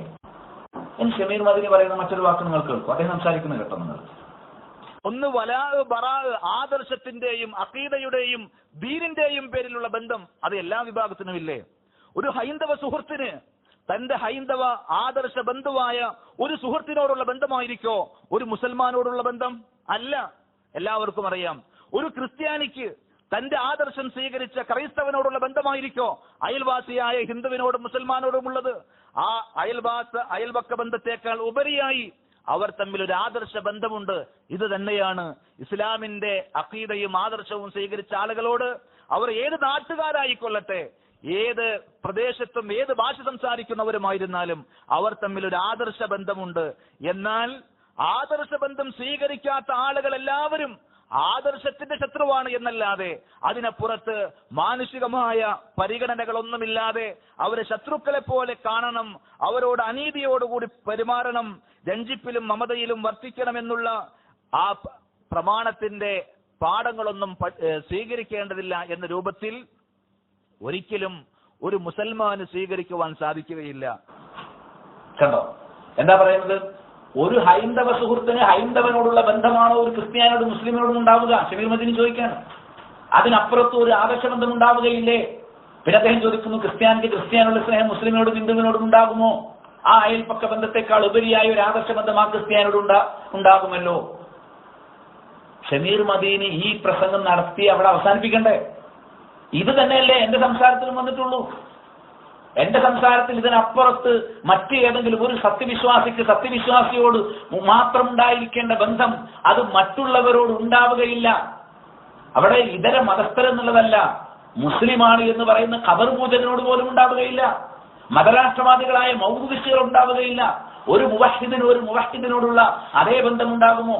ഇതിനപ്പുറത്ത് മറ്റൊരു കാര്യവും നമ്മൾ പറഞ്ഞിട്ടില്ല. എന്നാൽ അങ്ങനെ ബന്ധമുണ്ടാകാൻ പാടില്ല എന്നത് ഷമീർ മദീനി തന്നെ ഇവിടെ മനസ്സിലാക്കിയിട്ടുണ്ടെന്നല്ലേ നമുക്കറിയാൻ കഴിയുന്നത്. എന്നിട്ട് അദ്ദേഹം അതിന് വിരുദ്ധമായി എന്തെല്ലാം കാര്യങ്ങൾ ആ ബന്ധം പാടില്ല എന്ന് മനസ്സിലാക്കിയിട്ടുണ്ടെങ്കിൽ പിന്നെ എവിടെയൊക്കെയാണ് ആ ബന്ധം വരിക, ആ ബന്ധം വരുന്ന വഴികൾ എന്തൊക്കെയാണ് എന്ന് പ്രമാണങ്ങൾ പറയുന്നത് ഉൾക്കൊള്ളുന്നത് നമ്മുടെ വ്യക്തിത്വം ഉന്നതമായിരിക്കുന്നതിന്റെ ഭാഗമല്ലേ? ശരിക്കും ചിന്തിച്ചു നോക്കൂ. അതന്നെയല്ലേ ഞങ്ങളും പറയുന്നത്. അതോടുകൂടി നിങ്ങൾ തർക്കിക്കാൻ വരരുതായിരുന്നു. പക്ഷേ നിങ്ങൾ ഞങ്ങളുടെ പേരിൽ കളവ് ആരോപിക്കുന്നു. നിങ്ങൾക്കത് ചില ലക്ഷ്യങ്ങൾ ഉണ്ടാവാം. സലഫിയത്ത് കൃത്യമായി ഉൾക്കൊള്ളണമെന്നും പഠിക്കണമെന്നും ആഗ്രഹിച്ച് നിങ്ങളുടെ കൂടെയുള്ള ആളുകൾ സലഫിയത്തിൽ നിങ്ങൾ വെള്ളം ചേർക്കുന്നു എന്ന് തിരിച്ചറിഞ്ഞ് അവർ സലഫിയത്തിലേക്ക് തിരിച്ചൊഴുകുന്നത് കാണുമ്പോഴുള്ള നിങ്ങളുടെ അങ്കലാപ്പ് ഇത്തരം ദുർവലിഷ്ടമായ പ്രവർത്തനങ്ങളിലേക്ക് നിങ്ങളെ നയിക്കരുതായിരുന്നു. അള്ളാഹുവിനെ ആയിരുന്നു നിങ്ങൾ ഭയപ്പെടേണ്ടത് എന്നാണ് എനിക്ക് സൂചിപ്പിക്കാനുള്ളത്. എന്റെ സംസാരത്തിൽ തെറ്റുപറ്റൂല എന്ന് ഞാൻ ഒരിക്കലും പറയുന്നില്ല. പക്ഷേ അസഹിഷ്ണുതയുണ്ടാക്കാനോ ഐസിസിനെ പരിചയപ്പെടുത്താനോ ഐസിസിലേക്ക് ആളെ റിക്രൂട്ട് ചെയ്യാനോ ഒക്കെയാണ് ഇത്തരം പ്രഭാഷണങ്ങൾ നടത്തിയത് എന്ന് വരുത്തുന്ന തരത്തിൽ നിങ്ങൾ തന്നെ സംസാരിക്കുന്നത്, നിങ്ങൾ തന്നെ പ്രോഗ്രാമുകൾ നടത്തുന്നത് വളരെ മോശമായി പോയി. എന്റെ മറ്റു പ്രഭാഷണങ്ങൾ നിങ്ങൾക്ക് കേൾക്കാമായിരുന്നു. ഈ വിവാദമാക്കിയ പ്രഭാഷണത്തിന്റെ അവസാന ഭാഗങ്ങളിൽ ഒരു അമുസ്ലിമിനോട് ഏത് രീതിയിൽ വർത്തിക്കണം, അവരോട് നീതി പാലിക്കണം, അവരോട് നന്മയിൽ വർത്തിക്കണമെന്ന് തബറൂഹും തുഖ്സിതുലൈഹിം ഞാൻ തന്നെ വിശദീകരിച്ചിട്ടില്ല. നിങ്ങൾ കേട്ടോ? ഷമീർ മദീനി പറഞ്ഞെന്താ? അമുസ്ലിമിനോട് അനീതി കാണിക്കണം എന്ന് അയാൾ പ്രസംഗിച്ചു. നിങ്ങൾ പറഞ്ഞിട്ടില്ലേ? എന്നാൽ നീതി പാലിക്കണം എന്നാണ് ഞാൻ അതിൽ പറഞ്ഞിട്ടുള്ളത്. അതേപോലെ തന്നെ വീണ്ടും പറഞ്ഞത് അവരുടെ കൂടെ കച്ചവടം നടത്താം, അവരെ കൂലിക്ക് വെക്കാം, അവരുടെ ഭക്ഷണം കഴിക്കാം. എന്നാൽ അതിൽ ഇസ്ലാം എന്തെങ്കിലും ഷർത്തുകൾ വെച്ചിട്ടുണ്ടെങ്കിൽ അതുകൂടി ഞാൻ സൂചിപ്പിച്ചു. ഇസ്ലാം ഒരു വിഷയത്തിൽ ഷർത്തുകൾ പറയുന്നത് ശ്രദ്ധയിൽപ്പെടുത്തിയാൽ അപ്പൊ നിങ്ങൾ ശുറൂത്തിന് കളിയാക്കും. പക്ഷെ അള്ളാഹിന്റെ അടുത്ത് പറയാൻ പറ്റില്ല. അള്ളാഹു അവന്റെ വഹയിന്റെ അടിസ്ഥാനത്തിൽ പഠിപ്പിച്ചിരിക്കുന്ന ഷർത്തുകൾ പാലിക്കാതെ ഒരു വിഷയത്തിൽ നമുക്ക് ഇടപെടാൻ മുന്നോട്ട് പോകാൻ സാധ്യമല്ല. അത് സംഘടന പ്രവർത്തനങ്ങൾക്കും പറ്റില്ല, ദഅവ പ്രവർത്തനങ്ങൾക്കും പറ്റുകയില്ല. അള്ളാഹു നിശ്ചയിച്ച ഷർത്തുകൾ പാലിക്കാതെ എന്ന് കൃത്യമായി ഓർമ്മിപ്പിക്കാൻ കൂടി സമയം ഞാൻ ഉപയോഗിക്കാം. ഇനി എനിക്ക് ചോദിക്കാനുള്ളത്, ഷെയ്ഖ് ഫൗസാൻ ഹഫിളഹുല്ലാഹ് അദ്ദേഹം പറഞ്ഞതിലൊരു കുഴപ്പമില്ല എന്ന വൈസൽ മൗലവി പറയുന്നത്. വിശദീകരിച്ചെടുത്ത കുഴപ്പം ശരി, വിശദീകരിച്ചിടത്ത് എവിടെയാണ് ഞാൻ കൃത്രിമം കാണിച്ചത്? ഒരു പുകമറ സൃഷ്ടിക്കാതെ വസ്തുനിഷ്ഠമായി നിങ്ങൾക്കത് പറയാൻ കഴിയുമെങ്കിൽ വളരെ സന്തോഷത്തോടെ ഹൃദ്യമായി നിങ്ങളുടെ സംസാരം ഞാൻ ശ്രദ്ധിക്കാൻ തയ്യാറാണ്. പക്ഷെ നിങ്ങൾ ഈ സംസാരിച്ചിടത്തും കേരളത്തിൽ മുഴുവൻ വളരെ ഹാവഭാവങ്ങൾ സൃഷ്ടിച്ച് സെമിനാറുകളും പരിപാടികളും നടത്തിക്കൊണ്ടിരിക്കുന്നിടത്തും കേട്ടിടത്തോളം എനിക്ക് അങ്ങനെ ഒരു നസീഹത്ത് തോന്നിയിട്ടില്ല. എനിക്ക് മാത്രമല്ല, അത് ശ്രദ്ധിച്ച പലർക്കും തോന്നിയിട്ടില്ല എന്നാണ് എന്റെ അനുഭവം. ഷെയ്ഖ് ഫൗസാൻ പറഞ്ഞിടത്ത് എവിടെയാണ് ഞാൻ കൃത്രിമം കാണിച്ചത്? ഞാൻ കൃത്രിമം കാണിച്ചു എന്ന് പോകും. അഷ്റഫ് പറഞ്ഞെന്താ? മിണ്ടരുത്, ചിരിക്കരുത്, അല്ലെ, കാണരുത്, നോക്കരുത്, കൂടെ ഭക്ഷണം കഴിക്കരുത്, അല്ലെ അഷ്റഫും ഷമീറൊക്കെ പറഞ്ഞത്. ഇതൊന്നും ഞാൻ പറയാത്താണ്. ഞാൻ പറയാത്തത് എന്റെ തലയിൽ കെട്ടിവെച്ചിട്ട് ഷെയ്ഖ് ഫൗസാൻ ഞാൻ തെറ്റായി വ്യാഖ്യാനിച്ചു എന്നാൽ ഞാൻ പറഞ്ഞു എന്നൊരു പക്ഷേ ശത്രുക്കൾ പറഞ്ഞിരിക്കാം. അതുകൊണ്ടാണ് ശത്രുക്കളോട് സമീപനം സൂക്ഷിക്കണം എന്ന് പറയുന്നത്. ശത്രുക്കൾ ആ നിലപാടൊക്കെ സ്വീകരിക്കും. അത് അങ്ങനെ തന്നെ ഏറ്റെടുക്കേണ്ടവരാണ് നിങ്ങൾ.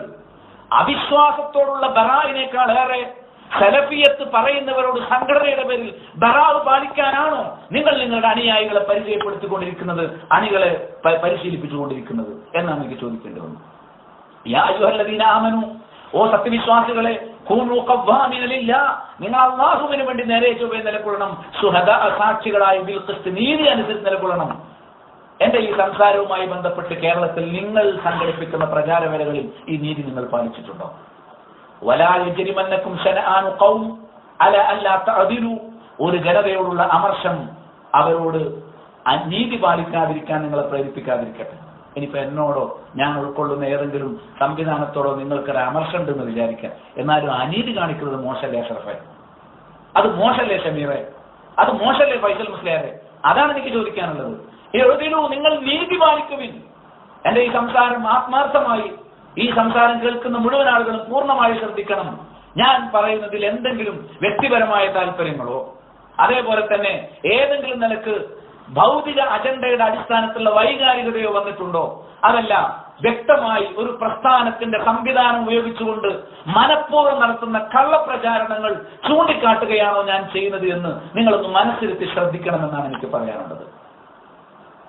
ഒരിക്കലും ഒരു ജനതയോടുള്ള അമർഷം, അവരോട് അനീതി കാണിക്കാൻ നിങ്ങളെ പ്രേരിപ്പിക്കരുത്. അള്ളാഹുവിന്റെ ദീനിന്റെ പേരിലാണ് ഞാൻ പറയുന്നത്. എഴുതിലൂ, നിങ്ങൾ നീതി പാലിക്കുന്നു. ഹുവ അഖ്റബു ലിത്തഖ്വ, അതാണ് തഖ്വയോട് ഏറ്റവും അടുത്തത്. വത്തഖുല്ലാഹ്, നിങ്ങൾ അള്ളാഹനെ സൂക്ഷിക്കണം. ഇന്നല്ലാഹ ഖബീറുൻ ബിമാ തഅമലൂൻ. നിങ്ങൾ പ്രവർത്തിക്കുന്നത് അള്ളാഹു സൂക്ഷ്മമായി അറിയുന്നവനാണ്. ഇവിടുത്തെ സർക്കാരിനെയോ അല്ലെങ്കിൽ പിന്നെ അന്യമതസ്ഥരെയോ അങ്ങനെ രാഷ്ട്രീയ നേതാക്കന്മാരെയോ അത്തരം ആളുകളെ തൃപ്തിപ്പെടുത്തിയിട്ട് കാര്യമില്ല. അള്ളാഹ് എല്ലാം സൂക്ഷ്മമായി കാണുന്നവനാണ്. സൂറത്തുൽ മാഇദ 8-ാമത്തെ ആയത്ത്. ഇനി ഐസിസിന്റെ വാദങ്ങളാണ് പ്രചരിപ്പിക്കുന്നത് എന്ന് പറയാൻ ഫൈസൽ മുസ്ലിയാരെ പ്രേരിപ്പിച്ചൊരു ഘടകം എന്താണെന്ന് അറിയോ? അമുസ്ലിം രാജ്യത്തേക്ക് പോകരുത്, ചികിത്സക്ക് പോലും പോകരുത് എന്നവർ പറഞ്ഞു എന്നാ പറയുന്നത്. ഫൈസൽ മുസ്ലിയാർ പറഞ്ഞു, നിങ്ങളെന്ന് കേട്ടു? ഓരോ രാജ്യത്തേക്ക് പോകുമ്പോൾ പാലിക്കേണ്ട മര്യാദകൾ എല്ലാ രാജ്യത്തും ഉണ്ടാകും. ഓരോ രാജ്യത്തേക്ക് വരുമ്പോൾ പാലിക്കേണ്ട മര്യാദകൾ എല്ലാ രാജ്യത്തും ഉണ്ടാകും. ആ കൂട്ടത്തിൽ മതത്തിന്റെ പേര് സ്ഥാപിക്കപ്പെട്ട രാജ്യത്ത് നിന്ന് ആ രാജ്യത്ത് ജീവിക്കുന്ന അവിടുത്തെ ഒരു മുസ്ലിം പൗരൻ, ഒരു മുസ്ലിം പ്രജ മറ്റൊരു രാജ്യത്തേക്ക് പോകുമ്പോൾ ആ രാജ്യത്തെ സ്വഭാവവും സംസ്കാരവും നോക്കി ചില നിയമങ്ങൾ ഇസ്ലാം പഠിപ്പിച്ചിട്ടുണ്ടാകും. ആ നിയമത്തെ എടുത്തുകൊണ്ടുവന്ന് ആ മുസ്ലിം രാജ്യത്തേക്ക് യാത്ര പോകാൻ പോലും പാടില്ല, ടൂറ് പോകാൻ പോലും പാടില്ല, ചികിത്സാവശ്യാർത്ഥം പോലും പോയിക്കൂടാ എന്ന്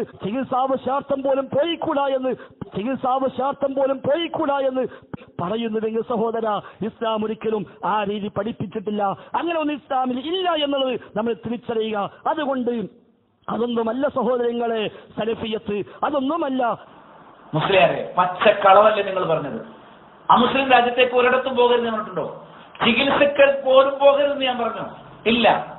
ആരാ ഇനി അമുസ്ലിം രാജ്യത്തേക്ക് പോകുന്നതിനെ കുറിച്ച് പറഞ്ഞത്? അത് ഐസിസിന്റെ വാദമാണ് എങ്കിൽ, അത് ചോദ്യം ചെയ്യപ്പെടേണ്ട വാദമാണ് എങ്കിൽ, അത് വിദ്വേഷം വളർത്തലാണ് എങ്കിൽ, അത് നിങ്ങൾ അബ്ദുൽ ജബ്ബാർ മദീനിയാണ് ചെയ്തത്. ഞാൻ വായിച്ച അതേ പുസ്തകം അത് അബ്ദുൽ ജബ്ബാർ മദീനി ട്രാൻസ്ലേറ്റ് ചെയ്ത് അദ്ദേഹം ആ വിഷയം പറയുന്നത് ഞാൻ നിങ്ങളെ കേൾപ്പിച്ചു തരും.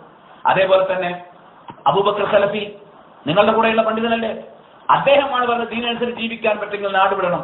ഫൈസൽ മുസ്ലിയാർ പറഞ്ഞു, നിങ്ങൾ കേട്ടല്ലോ, ചികിത്സക്ക് പോലും പോകാൻ പാടില്ല. എന്നാൽ ശരിക്കും കാരപ്പുറം ക്ലാസ്സിൽ ഞാൻ പറഞ്ഞത് ചികിത്സക്ക് പോകാൻ പാടില്ല. അതുകൂടി നിങ്ങൾ കേൾക്കണം.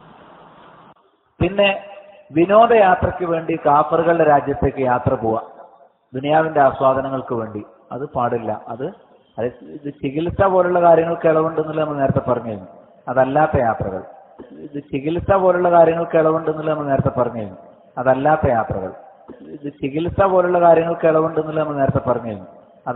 യാത്രകൾ എന്താ ഞാൻ പറഞ്ഞത്? ചികിത്സക്ക് പോകാം, കണ്ടോ, ചികിത്സക്ക് പോകാം ഞാൻ പറഞ്ഞത്. ഫൈസൽ മൗലവി കളവ് പറഞ്ഞു, ചികിത്സക്ക് പോകരുത് എന്ന്, ചികിത്സക്ക് പോലും പോകരുത് എന്ന് ഞാൻ പറഞ്ഞു, അല്ലേ? ഇനിയിപ്പം ഫൈസൽ മുസ്ലിയാർ വീണ്ടും പറയാം, എന്ത് നിങ്ങളൊന്നും കൂടി കേൾക്കും. ഇനി അഥവാ അങ്ങനെ ഇന്ത്യ രാജ്യത്ത് നിന്ന് ജീവിക്കാൻ പാടില്ല എന്നൊരാൾ പറഞ്ഞാൽ അവനെ എത്രയും പെട്ടെന്ന് ഒഴിവാക്കാൻ ശ്രമിക്കണം. ഫൈസൽ മുസ്ലിയാർ പറഞ്ഞു കേൾക്കും.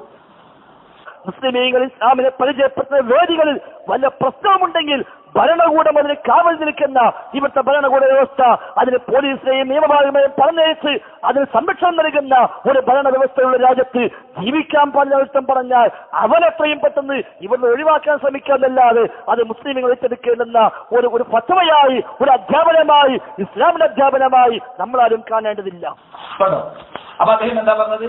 ഇവിടെ ജീവിക്കാൻ പാടില്ലെന്ന് പറഞ്ഞാൽ അവൻ എത്രയും പെട്ടെന്ന് ഒഴിവാക്കാൻ ശ്രമിക്കണം. ആ പൂതി അവിടെ വെച്ച ഫൈസൽ മുസ്ലിയാരെ. ഫൈസൽ മുസ്ലിയാർക്ക് ഞങ്ങളെപ്പോലുള്ള ആളുകളൊക്കെ നാട് വിട്ടുപോയി കിട്ടണം, അല്ലെ? ഞങ്ങളങ്ങനെ ഞാൻ നേരത്തെ പറഞ്ഞു, ഇന്ത്യ രാജ്യം ദാറുൽ ഹർബാണെന്ന് ഒരു സലഫി പണ്ഡിതനും പറഞ്ഞിട്ടില്ല. അവിടെ നാട് വിട്ടു പോകണമെന്ന് ഞങ്ങൾക്ക് തോന്നിയിട്ടില്ല. ഇനി നിങ്ങൾ ആഗ്രഹിച്ചാൽ ഞങ്ങളോട്ട് പോകില്ല. ഞങ്ങൾ ഈ ദഅവത്തുമായി സലഫിയത്തിന്റെ വ്യക്തമായ പ്രചാരണവുമായി അള്ളാഹുവിന്റെ അനുമതി അനുസരിച്ച് ഇൻഷാ അല്ലാഹ് ഇവിടെ ദഅവ രംഗത്ത് സജീവമായി ഉണ്ടാകും എന്ന് തന്നെയാണ് ഓർമ്മിപ്പിക്കാനുള്ളത്. ആ പൂതി അവിടെ മനസ്സിൽ വെച്ചാൽ മതി. ഇനി ഫൈസൽ മൗലവി പറഞ്ഞു, നിങ്ങൾ നോക്കൂ, ഇത് എന്നോടല്ല പറയേണ്ടത്, അബൂബക്കർ സലഫി പറഞ്ഞു, നിങ്ങളൊന്ന് കേൾക്കണം. അപ്പൊ അവനവന്റെ ദീനനുസരിച്ച് ഒരു നാട്ടില് ജീവിക്കാൻ പറ്റില്ല എന്നാണെങ്കിൽ ആ നാട് വിടൽ നിർബന്ധമാണ്. ആ കാര്യം പരിശുദ്ധ ഖുർആൻ വേറെ സ്ഥലത്തൊക്കെ പറഞ്ഞിട്ടുണ്ട്. ഏത് ഒരു നാട്ടിൽ ദീനനുസരിച്ച് ജീവിക്കാൻ പറ്റില്ല എന്ന് വെക്കാം, എന്നാ പിന്നെ അവിടെ നിൽക്കണ്ട. അങ്ങനെ നിന്നിട്ട് മരിച്ചു പോയാൽ മലക്കുകൾ ചോദിക്കും, ഫീമ കുൽത്തും, എന്തായി വളരെ മോശമായിട്ടുള്ള ജീവിച്ച്. അപ്പൊ അവര് പറയും, കുന്നാ മുസ്തഫീന ഫില്ലർ, ഞങ്ങള് ഭൂമിയിൽ മർദ്ദിതരായിരുന്നു, അതുകൊണ്ട് ഞങ്ങള് മതനുസരിച്ച് ജീവിക്കാൻ പറ്റാത്തത് കൊണ്ടാണ് ഇങ്ങനെയൊക്കെ ആയിരുന്നത്. അപ്പൊ മലക്കളുടെ ചോദ്യം, അലം തെക്കുന്ന അർദുല്ലാഹി വാസി, അള്ളാന്റെ ഭൂമി വിശാലമായിരുന്നില്ലേ? അപ്പൊ ദുഹാജുറുപ്പ് ഹിജ്റ പോയിക്കൂടായിരുന്നു. എന്നിട്ട് അത്തരം ആൾക്കാർക്ക് പിന്നെ വലിയ ശിക്ഷ കിട്ടുന്നതാണ് ആയത്തിൽ പറയുന്നത്. അപ്പൊ എന്താണ്? ദീനനുസരിച്ച് ജീവിക്കുകയാണ് നമ്മുടെ പണി, അള്ളാന്റെ ദീനനുസരിച്ച് ജീവിക്കുക. വമാ ഖലഖ്തുൽ ജിന്ന വൽ ഇൻസ ഇല്ലാ ലിയഅ്ബുദൂൻ. എന്തിനാ ജിന്നുകളെ സൃഷ്ടിച്ച്, എന്തിനാ മനുഷ്യരെ സൃഷ്ടിച്ച്? അള്ളാഹ്ക്ക് ഇബാദത്ത് എടുക്കാൻ വേണ്ടി മാത്രം.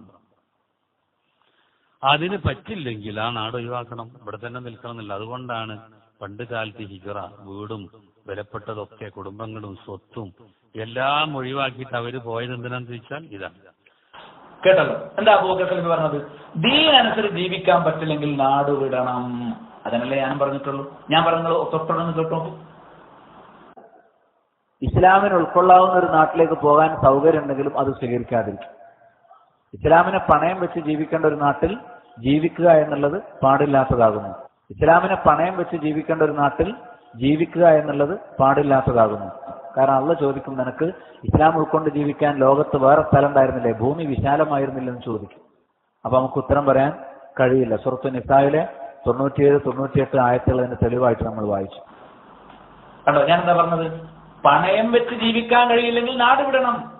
അബൂബക്കർ ദീനനുസരിച്ച് ജീവിക്കാൻ പറ്റുന്ന നാട് വിടണം. നിരുപാധികം ഇന്ത്യ രാജ്യത്ത് ഒരു മുസ്ലിമിന് ജീവിക്കാനേ പറ്റില്ല, നാട് വിടണം എന്ന് ഞാൻ എവിടെയാണ് പറഞ്ഞത്? അഷ്റഫ് പറയണം, ഷമീർ പറയണം, ഫൈസൽ മുലിയാർ പറയണം. എവിടെയാ പറഞ്ഞത്? ഇനി ഈ വിഷയത്തിൽ അബ്ദുൽ ജബ്ബാർ മദീനി വിവർത്തനം ചെയ്ത് നിങ്ങളൊന്ന് കേൾക്കും.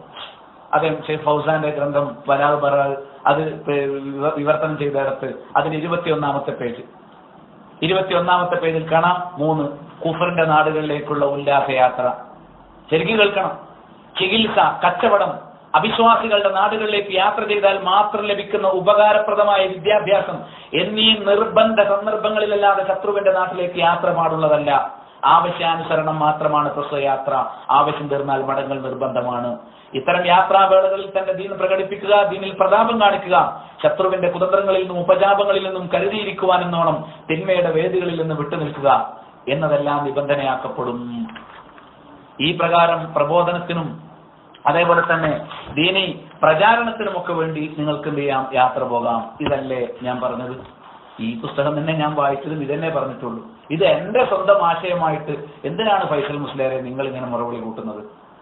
ഇനി അതിന്റെ 34-ാമത്തെ പേജ് അബ്ദുൽ ജബ്ബാർ മദീനി എഴുതാണ്, നിങ്ങൾ അദ്ദേഹത്തിന് ഒരു സെമിനാർ നടത്തുക കേരളം മുഴുവൻ, എന്നിട്ട് മതി എന്റെ നേരെ തിരിയൽ.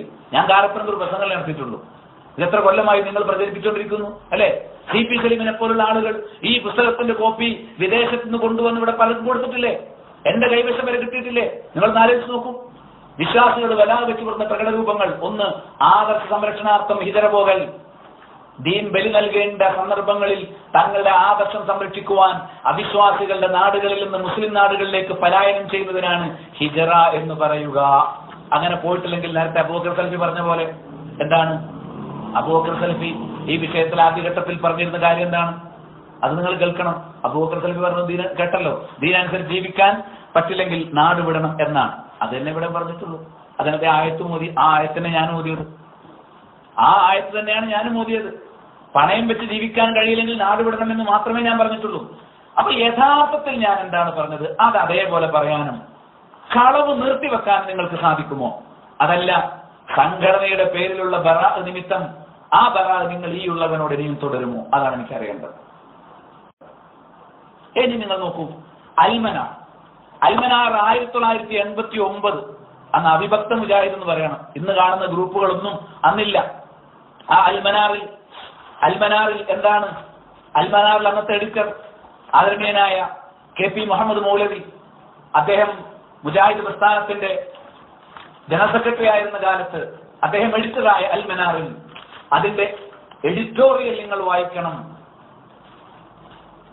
ബന്ധവും ബന്ധവിച്ഛേദനവും ഖുർആനിക ദൃഷ്ടിയ വലാ ബറാ. അൽമനാർ 1989 ഡിസംബർ അല്ലെ? അടുത്ത ദിവസം ഈ പ്രഭാഷണത്തെ ശത്രുക്കൾ എന്തെങ്കിലും പറയുമ്പോഴേക്ക് ശത്രുക്കൾക്ക് ചിരിക്കാൻ വക കൊടുക്കുക എന്നുള്ളതാണ് ഇവിടെ പല പ്രസ്ഥാന നേതാക്കന്മാരെ ആകെ ജോലി. ശത്രുക്കൾക്ക് സന്തോഷിക്കാൻ വക കൊടുക്കരുത് എന്ന് ഖുർആൻ പറഞ്ഞിട്ടില്ലേ? അത് മുസ്ലിമിന് പറ്റിയ പണിയാണോ? അങ്ങനെ ശത്രുക്കൾ എന്തെങ്കിലും പറയുമ്പോഴേക്ക് എന്താണ് പറഞ്ഞത് എന്ന് കേൾക്കാതെ ബഹുമാനായ TP മുഹമ്മദ് പോലും പറഞ്ഞ ചില മാനസിക രോഗികൾ ഓരോന്ന് പ്രസംഗിക്കുന്നതാണ്. ഇത് ഏത് മാനസിക രോഗിയാണ് എഴുതിയത് എന്ന് അബ്ദുൽ വ്യക്തമാക്കണം. 1989 ഡിസംബർ. ബന്ധവും ബന്ധവിച്ഛേദവും ഖുർആനിക ദൃഷ്ടിയ കേട്ടോളൂ. അള്ളാഹുവിലും റസൂൽ സല്ലല്ലാഹു അലൈഹി വസല്ലമിലും വിശ്വസിക്കുന്ന ഒരു യഥാർത്ഥ മുസ്ലിമിന് ആരുമായി ഏതടിസ്ഥാനത്തിൽ ബന്ധം സ്ഥാപിക്കാം, ആരുമായൊക്കെ അവൻ ബന്ധം വിച്ഛേദിക്കേണ്ടതുണ്ട്. ഇത് വ്യക്തിപരമായ ഇഷ്ടാനിഷ്ടങ്ങളുടെ അടിസ്ഥാനത്തിലോ സംഘടനാ പക്ഷപാതിത്വങ്ങൾക്കനുസരിച്ചോ തീരുമാനിക്കേണ്ട വിഷയമല്ല. അൽമനാർ തുടങ്ങുന്നത് തന്നെ അങ്ങനെ കണ്ടോ. ഇത് വ്യക്തിപരമായ ഇഷ്ടാനിഷ്ടമല്ല, സംഘടനാ പക്ഷപാതിത്വങ്ങൾക്കനുസരിച്ച് തീരുമാനിക്കേണ്ടതല്ല. ഇന്നിത് രണ്ടും നടക്കുന്നുണ്ട്. സംഘടനാ പക്ഷപാതങ്ങൾക്കനുസരിച്ചാണ് വലാവും പറവൊക്കെ തീരുമാനിക്കുന്നത്. പിന്നെ അൽമനാർ തുടരുന്നു, വിശുദ്ധ ഖുർആൻ വ്യക്തമായി നൽകിയ മാർഗനിർദ്ദേശം വിഗണിച്ചുകൊണ്ട് ഈ കാര്യത്തിൽ തീരുമാനമെടുക്കാൻ ഒരു മുസ്ലിമിന് സ്വാതന്ത്ര്യമില്ല. താഴെ ചേർക്കുന്ന ഖുർആൻ വചനങ്ങൾ ശ്രദ്ധിക്കുക. ഇൻഷാ അല്ലാഹ് ഇതിലെ മിക്ക ഖുർആൻ വചനവും എന്റെ ക്ലാസ്സിനിടയിൽ വരും. എന്നിട്ട് സൂറത്തുൽ ബഖറ, ആൽ ഇംറാൻ 28-ാമത്തെ ആയത്ത്, നിസായിലെ 144-ാമത്തെ ആയത്ത്, നിസായിലെ 139-ാമത്തെ ആയത്ത്, മാഇദയിലെ 57-ാമത്തെ ആയത്ത്, മാഇദയിലെ 51, അൻഫാലിൽ 73, തൗബയിൽ 71, സൂറത്ത് മുംതഹനയിലെ 1, സൂറത്ത് മുംതഹനയിലെ 8-9 ഈ ആയത്തുകളൊക്കെ ഇങ്ങനെ എടുത്തു കൊടുത്തിട്ട് വീണ്ടും പറയാം, പൂർവ്വ പ്രവാചകന്മാരുടെ കാലം മുതൽ ഇന്നു വരെയുള്ള ചരിത്രാനുഭവങ്ങൾ നമുക്ക് മനസ്സിലാക്കി തരുന്നത് ഒരു സത്യവിശ്വാസി സത്യനിഷേധിയെ ഉറ്റമിത്രമായി സ്വീകരിച്ചപ്പോഴൊക്കെ അയാൾക്ക് ഐഹികവും പാരത്രികവുമായ നഷ്ടങ്ങളെ ഉണ്ടായിട്ടുള്ളൂ എന്നാണ്. അവ ദീനും പോവും, ദുനിയാവും പോവും, ആഖിറവും പോവും, ഒരുപോലെ പോവും. അതാണ് പറയുന്നത്. എന്നിട്ട് പറയാം, മുകളിൽ ചേർത്ത ഖുർആൻ വചനങ്ങളുടെ പ്രസക്തി നമ്മെ ബോധ്യപ്പെടുത്തുന്ന സംഭവങ്ങൾക്ക് കയ്യും കണക്കുമില്ല. ഇനി വീണ്ടും പറയുന്നു, കുറച്ചു കഴിഞ്ഞിട്ട് പിശാചിന്റെ നിരന്തരമായ ദുഷ്പ്രേരണയുടെ ഫലമായി ഏതൊരു സത്യനിഷേധിയുടെയും മനസ്സിൽ സാക്ഷാൽ ദൈവിക മതത്തോടുള്ള വെറുപ്പ് നീങ്ങാതെ നിലനിൽക്കുന്നു. അഷ്റഫും ഫൈസൽ മുസ്ലിയാരും ഷമീർ മദീനിയും മറ്റ് ഈ പ്രചാരവേലകൾ മനഃപൂർവ്വം കൊണ്ടു നടക്കുന്ന ആളുകളും, ചില ആളുകൾക്കൊക്കെ നിങ്ങൾ ഇങ്ങനെ കൊണ്ടു നടക്കുന്നതിൽ നീരസമുണ്ട് എന്ന് ഞങ്ങൾക്കറിയാം. അവർ നിങ്ങളെ ചോദ്യം ചെയ്യാൻ തുടങ്ങിയെന്ന് ഞങ്ങൾക്കറിയാം. നല്ലത്, നിങ്ങളോട് ഞങ്ങൾക്ക് മറ്റു വെറുപ്പൊന്നുമില്ല. നിങ്ങൾ ഇതൊരു അന്ധമായ പക്ഷപാതത്തിന്റെ പേരിലാണ് അന്യായമായ പ്രചാരങ്ങളുമായി പോകുന്നത് എന്ന് ഓർമ്മിപ്പിക്കുക മാത്രമേ ഞങ്ങൾ ചെയ്യുന്നുള്ളൂ. നിങ്ങളെ തിരുത്തിയാൽ ഞങ്ങൾ ഒരിക്കലും നിങ്ങളോട് വെറുപ്പ് വെച്ച് പുറത്തുവിടാൻ ഉദ്ദേശിക്കുന്നില്ല. എന്താ പറഞ്ഞത്? ഏതൊരു സത്യനിഷേധിയുടെയും മനസ്സിൽ സാക്ഷാൽ ദൈവിക മതത്തോടുള്ള വെറുപ്പ് നീങ്ങാതെ നിലനിൽക്കുന്നു. ഇത് വിദ്വേഷം പ്രചരിപ്പിക്കുന്ന പ്രസ്താവനയാണോ KP മുഹമ്മദ് മൗലവിയുടെ പത്രാധിപത്യത്തിൽ എഡിറ്റോറിയൽ വന്നത് എന്ന് നിങ്ങൾ പറയണം. എന്നിട്ട് തുടരാൻ അൽമനാർ. അതുകൊണ്ട് തന്നെ സത്യവിശ്വാസികൾക്കും സത്യവിശ്വാസത്തിനും ക്ഷതം വരുത്തുന്ന നിലപാട് അയാൾ ഏത് സമയത്തും സ്വീകരിച്ചേക്കാം. ഇത് അൽമനാറിൽ വന്നാൽ കുഴപ്പമില്ലാന്ന് ഞാനോ അല്ലെങ്കിൽ എന്നെപ്പോലുള്ള ആരെങ്കിലുമോ അത് പറയുമ്പോഴേക്കും അത് ഐസിസിന്റെ വാദമാകുമെന്ന് നിങ്ങൾക്ക് ഇവിടുന്ന്. എന്നിട്ട് ഇവിടെ ആയത്ത് കൊടുത്തു, സത്യവിശ്വാസികളെ, നിങ്ങൾക്ക് പുറമെയുള്ളവരിൽ നിന്ന് നിങ്ങൾ ഉള്ളുകള്ളിക്കാരെ സ്വീകരിക്കരുത്, നിങ്ങൾക്ക് നാശമുണ്ടാക്കുന്നില്ല, അവർ അലംഭാവം കാണിക്കുകയില്ല, നിങ്ങൾ വിഷമം അനുഭവിക്കുന്നതാണ് അവർക്കിഷ്ടം, അവരുടെ വായിൽ നിന്ന് വിദ്വേഷം വെളിപ്പെട്ടിരിക്കുന്നു, അവരുടെ ഹൃദയങ്ങൾ ഒളിച്ചു വെക്കുന്നത് കൂടുതൽ ഗൗരവമുള്ളതാണ്, നിങ്ങൾക്ക് വേണ്ടി നാം തെളിവുകൾ വിവരിച്ചു തരുന്നു നിങ്ങൾ ചിന്തിക്കുന്നവരായിരുന്നുവെങ്കിൽ. ഈ കൂട്ടരുണ്ടല്ലോ, നിങ്ങൾ അവരെ സ്നേഹിക്കുന്നു, അവർ നിങ്ങളെ സ്നേഹിക്കുന്നില്ല. നിങ്ങൾ സ്നേഹിക്കുന്നവർ നിങ്ങളെ സ്നേഹിക്കും. ഖുർആനിലെ സൂറത്തു ആൽ ഇംറാൻ 118-120 ആയത്തെ വീണ്ടും ശരീരം താഴെ വരുന്ന നേരം കൂടുതൽ പറയാം. എന്നിട്ട് പറയേണ്ട അൽമനാറിന്റെ അവസാന ഭാഗത്ത് പറയാം, സമാധാന സന്ധികളുടെ ശീതള ഛായയിലും ബായി മുദ്രാവാക്യങ്ങളുടെ മധുരിമയിലും പിശാചിന്റെ ചതിക്കുഴിയിൽ അകപ്പെട്ട മനുഷ്യരെ പറ്റിയുള്ള ജാഗ്രത കൈവിടാതിരിക്കാൻ സ്വത്വബോധമുള്ള മുസ്ലിങ്ങൾ എക്കാലത്തും നിഷ്കർഷിച്ചിരിക്കുന്നു. അതാണ് നബി സല്ലല്ലാഹു അലൈഹി വസല്ലം അനുചരന്മാരുടെ മാതൃക. പ്രിയപ്പെട്ടവരെ, ആ മാതൃക നിൽക്കണം. സ്വത്വബോധം കൈവിടരുതെന്ന് ഞാൻ പറഞ്ഞത്. അത് പറയുമ്പം അവിശ്വാസം സ്വീകരിക്കുന്ന ആളുകളോട് ചില നിലപാടുണ്ട്, അതിന് ബറാ എന്ന് പറയും. ആ ബറാ പുലർത്തുമ്പോഴേക്കും അവരെ കാണുന്നിടത്ത് വെച്ച് അടിക്കണം, കുത്തണം, തല്ലണം, ചവിട്ടണം എന്നതിന് കിട്ടൂല. അവരുടെ അനീതി കാണിക്കണമെന്ന് കിട്ടൂല. അവരെ വഞ്ചിക്കാമെന്ന് കിട്ടുകയില്ല. അവരോട് യാതൊരു തരത്തിലുള്ള ഇടപാടുകളും പാടില്ല എന്ന് കിട്ടുകയില്ല. അങ്ങനെ നമ്മൾ പറഞ്ഞിട്ടുമില്ല. പക്ഷേ അതിനർത്ഥം അവരോട് ബറാ പാലിക്കരുത് എന്നല്ല, അവരോട് സ്നേഹബന്ധമാകാം എന്നുമല്ല. അത് കൃത്യമായിട്ട് മനസ്സിലാക്കണം. എന്നിട്ടോ മതേതരത്വത്തിന്റെയും അതേപോലെ തന്നെ മതേതരത്വത്തിന്റെയും അവർഗീയതയുടെയും വക്താക്കളും ആധ്യാത്മിക കാര്യങ്ങൾ തങ്ങൾക്കൊരു താല്പര്യവുമില്ലെന്ന് പറയുന്നവരും അവസരം കിട്ടുമ്പോഴൊക്കെ ഇസ്ലാം വിരോധമോ മുസ്ലിം വിരോധമോ പ്രകടിപ്പിക്കുന്നവരാണ്. മുസ്ലിം വ്യക്തി നിയമം, പൈശാചിക പദ്യങ്ങൾ തുടങ്ങി പല കാര്യങ്ങളും അവർ വളരെ വ്യക്തമായി തന്നെ മുസ്ലിം വിരുദ്ധ ചേരിയിൽ അണിനിരന്നു. മതപരിവർത്തനത്തോടുള്ള അവരുടെ സമീപനവും അതേ കഴിഞ്ഞ് തന്നെ. അൽമനാർ ഉദാഹരണം പറഞ്ഞു. ആ കാലഘട്ടത്തിൽ ഈ ലേഖനം എഴുതുന്ന കാലത്ത് അൽമനാർ അന്നുള്ള 2 ഇഷ്യൂ എടുത്തു പറഞ്ഞു. ഒന്ന് മുസ്ലിം വ്യക്തി നിയമം, 2 സാത്താനിക് വേഴ്സസ്. അത് രണ്ടും വന്നപ്പോഴാണ് ഇവിടെ നിങ്ങളോട് സ്നേഹം പ്രകടിപ്പിക്കുന്ന ചില അവിശ്വാസികളുടെ ശരിയായ നിറം നിങ്ങളന്ന് കണ്ടില്ലേ, അതങ്ങനെ വേണ്ടടുത്ത് കാണും. അത് ഖുർആൻ നേരത്തെ പറഞ്ഞതാണ് എന്ന്. അല്ലാതെ സഹകരണവും നീതിയും നിഷേധിച്ചുകൊണ്ട് ആരുമായി ബന്ധവിച്ഛേദനം നടത്തുന്ന ഇസ്ലാം അനുവദിക്കുന്നതിൽ ഖുർആൻ നമ്മെ ഉണർത്തുന്നു. അത് നമ്മൾ അംഗീകരിക്കുന്നു. സഹകരണവും നീതിയും ആർക്കും നിഷേധിക്കുന്നതിന് അർത്ഥമല്ല. വാട്ടർ ടൈറ്റായി യാതൊരു ബന്ധവും പാടില്ല എങ്കിൽ കിട്ടില്ല എന്ന് കാരപ്പുറം പ്രസംഗത്തിൽ ഞാൻ പറഞ്ഞിട്ടുണ്ട്. നിങ്ങൾ എന്തിനാണത് മറച്ചു വെച്ചത്? അമുസ്ലിങ്ങളോട് ഏത് രൂപത്തിൽ നമുക്ക് ഇടപഴകാം എന്നതിന്റെ ഇസ്ലാമിക നിയമങ്ങൾ തെളിവനുസരിച്ച് ഞാൻ പറഞ്ഞിട്ടില്ല എന്ന് പറയാൻ പറ്റുമോ? ആകെ ഒരു മണിക്കൂറോ ഒരു ചെറിയ സംസാരമാണ്, കുറച്ചു നേരം. അതിന് മുമ്പും അതിന് വിശദീകരണമുണ്ട്, തുടർന്നുള്ള ക്ലാസ്സിലും വിശദീകരണമുണ്ട്. അതൊക്കെ ഒന്നുമില്ലാതെ ഇതിൽ പറഞ്ഞ വിശദീകരണം തന്നെയെങ്കിലും നിങ്ങളൊന്ന് പുറത്തേക്ക് എടുത്തു വെക്കേണ്ടത്. അത് മറച്ചു വെച്ച് അതിന് വിരുദ്ധമായി ഇവിടെ ചില ആളുകൾ, എന്റെ പേരിലേക്ക് മാത്രമല്ല, ചില ആളുകൾ തന്നെ മനഃപൂർവ്വം ഇവിടെ ഐസ്മിന്റെ വാദം കൊണ്ടുവരാൻ ശ്രമിക്കുന്നു എന്ന് പറഞ്ഞാൽ അത് നിങ്ങളിലേക്ക് തന്നെ തിരിച്ചു വരും. അന്യായമായ ആളുകളുടെ പേരിൽ ഐസിസ് എന്ന് പറഞ്ഞ കുഫറാണ്, ഖവാൽ എന്ന് പറഞ്ഞ കുഫറാണ്. കുഫറിന്റെ വാദങ്ങൾ സലഫികളുടെ മേൽ കെട്ടിവെച്ചാൽ അത് ആരോപിക്കുന്നവരിലേക്ക് തിരിച്ചു വരും. അല്ലെ, എന്റെ പ്രഭാഷണത്തിന്റെ അവസാന ഭാഗത്തെ അരമണിക്കൂറോളമുള്ളത് പൂർണ്ണമായി മറച്ചു വെച്ചുകൊണ്ടാണ് നിങ്ങൾ ഈ ആരോപണം പ്രോഗ്രാമുകൾ നടത്തി ലക്ഷക്കണക്കിന് ഉറുപ്പിക ചെലവഴിച്ച് നാട് നീളെ പ്രചരിപ്പിച്ചുകൊണ്ടിരിക്കുന്നത്. ഇതൊക്കെ ദഅവത്തിന്റെ ഫണ്ടിലേക്കും ഇസ്ലാമിന്റെ ഫണ്ടിലേക്കും മുതൽ കൂട്ടാമെന്ന് നിങ്ങൾ വിചാരിക്കണ്ട. ഇനിയെന്താ, വീണ്ടും പറയുന്നു, ഇസ്ലാമിലെ മുസ്ലിംകൾക്കുമെതിരെ എഴുതിക്കൊണ്ടിരിക്കുന്ന സാഹിത്യകാരന്മാരുമായി മൈത്രി നിലനിർത്തുകയും അതിന്റെ പേരിൽ അഭിമാനിക്കുകയും ചെയ്യുന്ന മുസ്ലിം സാഹിത്യകാരന്മാരും കണ്ടോ. മുസ്ലിം സാഹിത്യകാരന്മാരെന്ന് പറഞ്ഞ കുറെ ആൾക്കാർ ഇന്നുണ്ട്. ഇന്ന് നമ്മൾ അത്തരം സാഹിത്യകാരന്മാരെ സലഫി വേദികളിൽ കൊണ്ടെന്ന് ആദരിക്കുകയാണ്. അവരാണെന്ന് വലിയ വിഷയാവതരണം നടത്തുന്നത്.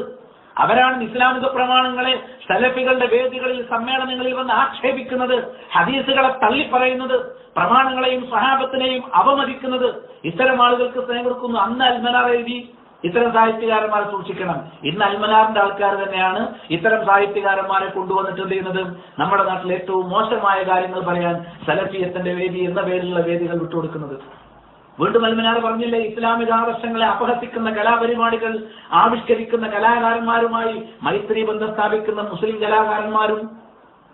അതേപോലെ വീണ്ടും പറയുന്നു, മുസ്ലിം വിരുദ്ധ ഇസ്ലാം വിരുദ്ധ പ്രചാരങ്ങളും ഉപജാപങ്ങളും നടത്തുന്ന രാഷ്ട്രീയക്കാരോട് സ്നേഹാദരവുകൾ പ്രകടിപ്പിക്കുന്ന മുസ്ലിം രാഷ്ട്രീയ പ്രവർത്തകരും.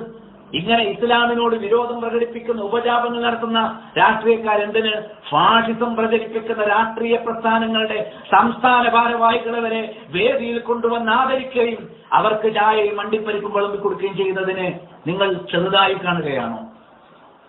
ഇത് അൽമനാവിക്ക് വിമർശിച്ച കാര്യമല്ലേ? നിങ്ങൾ സ്നേഹാദരവുകൾ പ്രകടിപ്പിക്കുന്ന മുസ്ലിം രാഷ്ട്രീയ പ്രവർത്തകരെ ആക്ഷേപിച്ചിട്ടില്ല അൽമനാർ. വീണ്ടും പറഞ്ഞു, മുകളിൽ ചേർത്ത ഖുർആൻ വചനങ്ങളുടെ വെളിച്ചത്തിൽ തങ്ങളുടെ നിലപാടിന്റെ ന്യായാന്യായതകളെപ്പറ്റി ഗൗരവപൂർവ്വം വിലയിരുത്തേണ്ടതുണ്ട്. ഇത് കാരപ്പുറം പ്രസംഗമല്ല, ഇത് അൽമനാറാണ്. എനിക്ക് പറയാനുള്ളത് അത് തന്നെയാണ്. മുകളിൽ ചേർത്ത ഖുർആൻ വചനങ്ങളുടെ വെളിച്ചത്തിൽ തങ്ങളുടെ നിലപാടിന്റെ ന്യായാന്യായതകളെപ്പറ്റി ഗൗരവപൂർവ്വം വിലയിരുത്തേണ്ടതുണ്ട്. അല്ലേ? അൽമനാർ നിർത്തിയിട്ടില്ല. മുൻഗാമികളിൽ മാതൃകയില്ലാത്ത പ്രവർത്തനങ്ങളെ കുറിച്ച് നിങ്ങൾക്കൊരു പുനർവിചിന്തനം നടത്തുവാൻ ഈ ലേഖനം ഉപകാരപ്പെടട്ടെ. എന്താ മാതൃകയില്ലാത്തത്? മുൻഗാമികളെ പരിശോധിച്ചാൽ അവിശ്വാസികളെ സ്നേഹിക്കുന്നത് കാണില്ല, അവിശ്വാസികളെ സ്നേഹിച്ചതിന് മാതൃകയില്ല എന്നാണ്. മനസ്സിലായില്ലേ? മതേതരത്വത്തിന്റെയും അവർഗീയതയുടെയും വക്താക്കളും ആധ്യാത്മിക കാര്യങ്ങളിൽ തങ്ങൾക്കൊരു താല്പര്യമില്ലെന്ന് പറയുന്നവരും അവസരം കിട്ടുമ്പോഴൊക്കെ ഇസ്ലാം വിരോധമോ മുസ്ലിം വിരോധമോ പ്രകടിപ്പിക്കുന്നവരാണ്. ഇതാണ് ആ വിഷയത്തിൽ എനിക്ക് സൂചിപ്പിക്കാനുള്ളത്. ഇനി അൽമനാർ തന്നെ കൊടുക്കുന്നു, സത്യവിശ്വാസികളെ നിങ്ങൾക്ക് പുറമെയുള്ളവരിൽ നിന്ന് നിങ്ങൾ ഉള്ളുകള്ളിക്കാതെ സ്വീകരിക്കരുത്. നിങ്ങൾ നാശമുണ്ടാക്കുന്നതിൽ അവർ അലംഭാവം കാണിക്കുകയില്ല. നിങ്ങൾ വിശ്രമം അനുഭവിക്കുന്നത് അവർക്കിഷ്ടം. അവരുടെ വായിൽ നിന്ന് വിദ്വേഷം വെളിപ്പെട്ടിരിക്കുന്നു. അവരുടെ ഹൃദയങ്ങൾ ഒളിച്ചു വെക്കുന്നത് കൂടുതൽ ഗൗരവമുള്ളതാണ്. നിങ്ങൾക്ക് വേണ്ടി നാം തെളിവുകൾ വിവരിച്ചിരിക്കുന്നു. നിങ്ങൾ ചിന്തിക്കുന്നവരാണെങ്കിൽ ഈ കൂട്ടരുണ്ടല്ലോ എന്നിങ്ങനെ തുടങ്ങിയിട്ട് എന്ത് ചെയ്തു? ഈ എന്നിങ്ങനെ അൽമനാർ കൃത്യമായിട്ട് ഉള്ളുകള്ളിക്കാരെ സ്വീകരിക്കരുത്. ഉള്ളുകള്ളിക്കാരെ സ്വീകരിക്കരുത് എന്ന് പറയുമ്പോൾ ഞാൻ എന്താ പറഞ്ഞത്? ചാരപ്രസംഗത്തിൽ നിങ്ങൾ പ്രൈവറ്റ് സെക്രട്ടറിമാരായി, ഇവിടെ ഷമീർ മദീനി അടക്കമുള്ള ആളുകൾ പറഞ്ഞു എന്ത്, അമുസ്ലിങ്ങൾ ജോലിക്ക് വെക്കാൻ പാടില്ല എന്ന് ഞാൻ പറഞ്ഞത്. കളവല്ലേ മൗലവി നിങ്ങൾ പറഞ്ഞത്? നിങ്ങൾ അങ്ങനെ പറയാൻ പാടുണ്ടോ? അൽമനാർ പറഞ്ഞു ഉള്ളുകള്ളിക്കാരായി വെക്കരുത്, നിങ്ങളെ പേഴ്സണൽ അസിസ്റ്റന്റുമാരായി, നിങ്ങളെ പ്രൈവറ്റ് സെക്രട്ടറിമാരായി ഉള്ളുകള്ളിക്കാരായി വെക്കരുത് എന്ന് മാത്രമേ ഞാൻ പറഞ്ഞിട്ടുള്ളൂ. മാത്രവുമല്ല, അമുസ്ലിങ്ങളെ ജോലിക്ക് വെക്കാമെന്ന് അതേ പ്രഭാഷണത്തിന്റെ അവസാന ഭാഗത്ത് ഞാൻ പറഞ്ഞ കാര്യങ്ങൾ നിങ്ങൾ എന്തിനു മറച്ചു വെച്ചു? അമുസ്ലിങ്ങളുമായി എങ്ങനെ ഇടപഴകണം, അമുസ്ലിങ്ങളുമായി ഏതെല്ലാം രീതിയിൽ നിങ്ങൾ നല്ല രീതിയിൽ വർത്തിക്കണം, ഈ കാര്യങ്ങളൊക്കെ നമ്മൾ നേരത്തെ സൂചിപ്പിച്ചതാണല്ലോ, പറഞ്ഞതാണല്ലോ. ആ കാര്യങ്ങൾ നിങ്ങൾ എന്തിനു മറച്ചു വെച്ചു? നിങ്ങൾ എന്തിനാണ് അത്തരം വിഷയങ്ങൾ മറച്ചു വെക്കുന്നത്?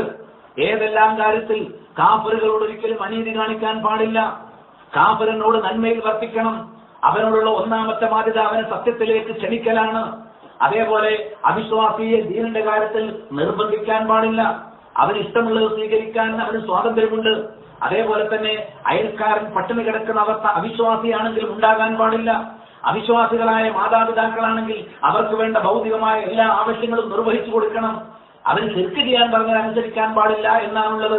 അതേപോലെ കാഫറായ മാതാപിതാക്കൾ മരണപ്പെട്ടാൽ അവരെ ഖബർ സന്ദർശിക്കാം, എന്നാൽ അവിശ്വാസികളായതുകൊണ്ട് അവർക്ക് വേണ്ടി പ്രാർത്ഥിക്കാൻ പാടില്ല. അതേപോലെ തന്നെ അവിശ്വാസികളുടെ സഹായങ്ങൾ നമുക്ക് സ്വീകരിക്കാം.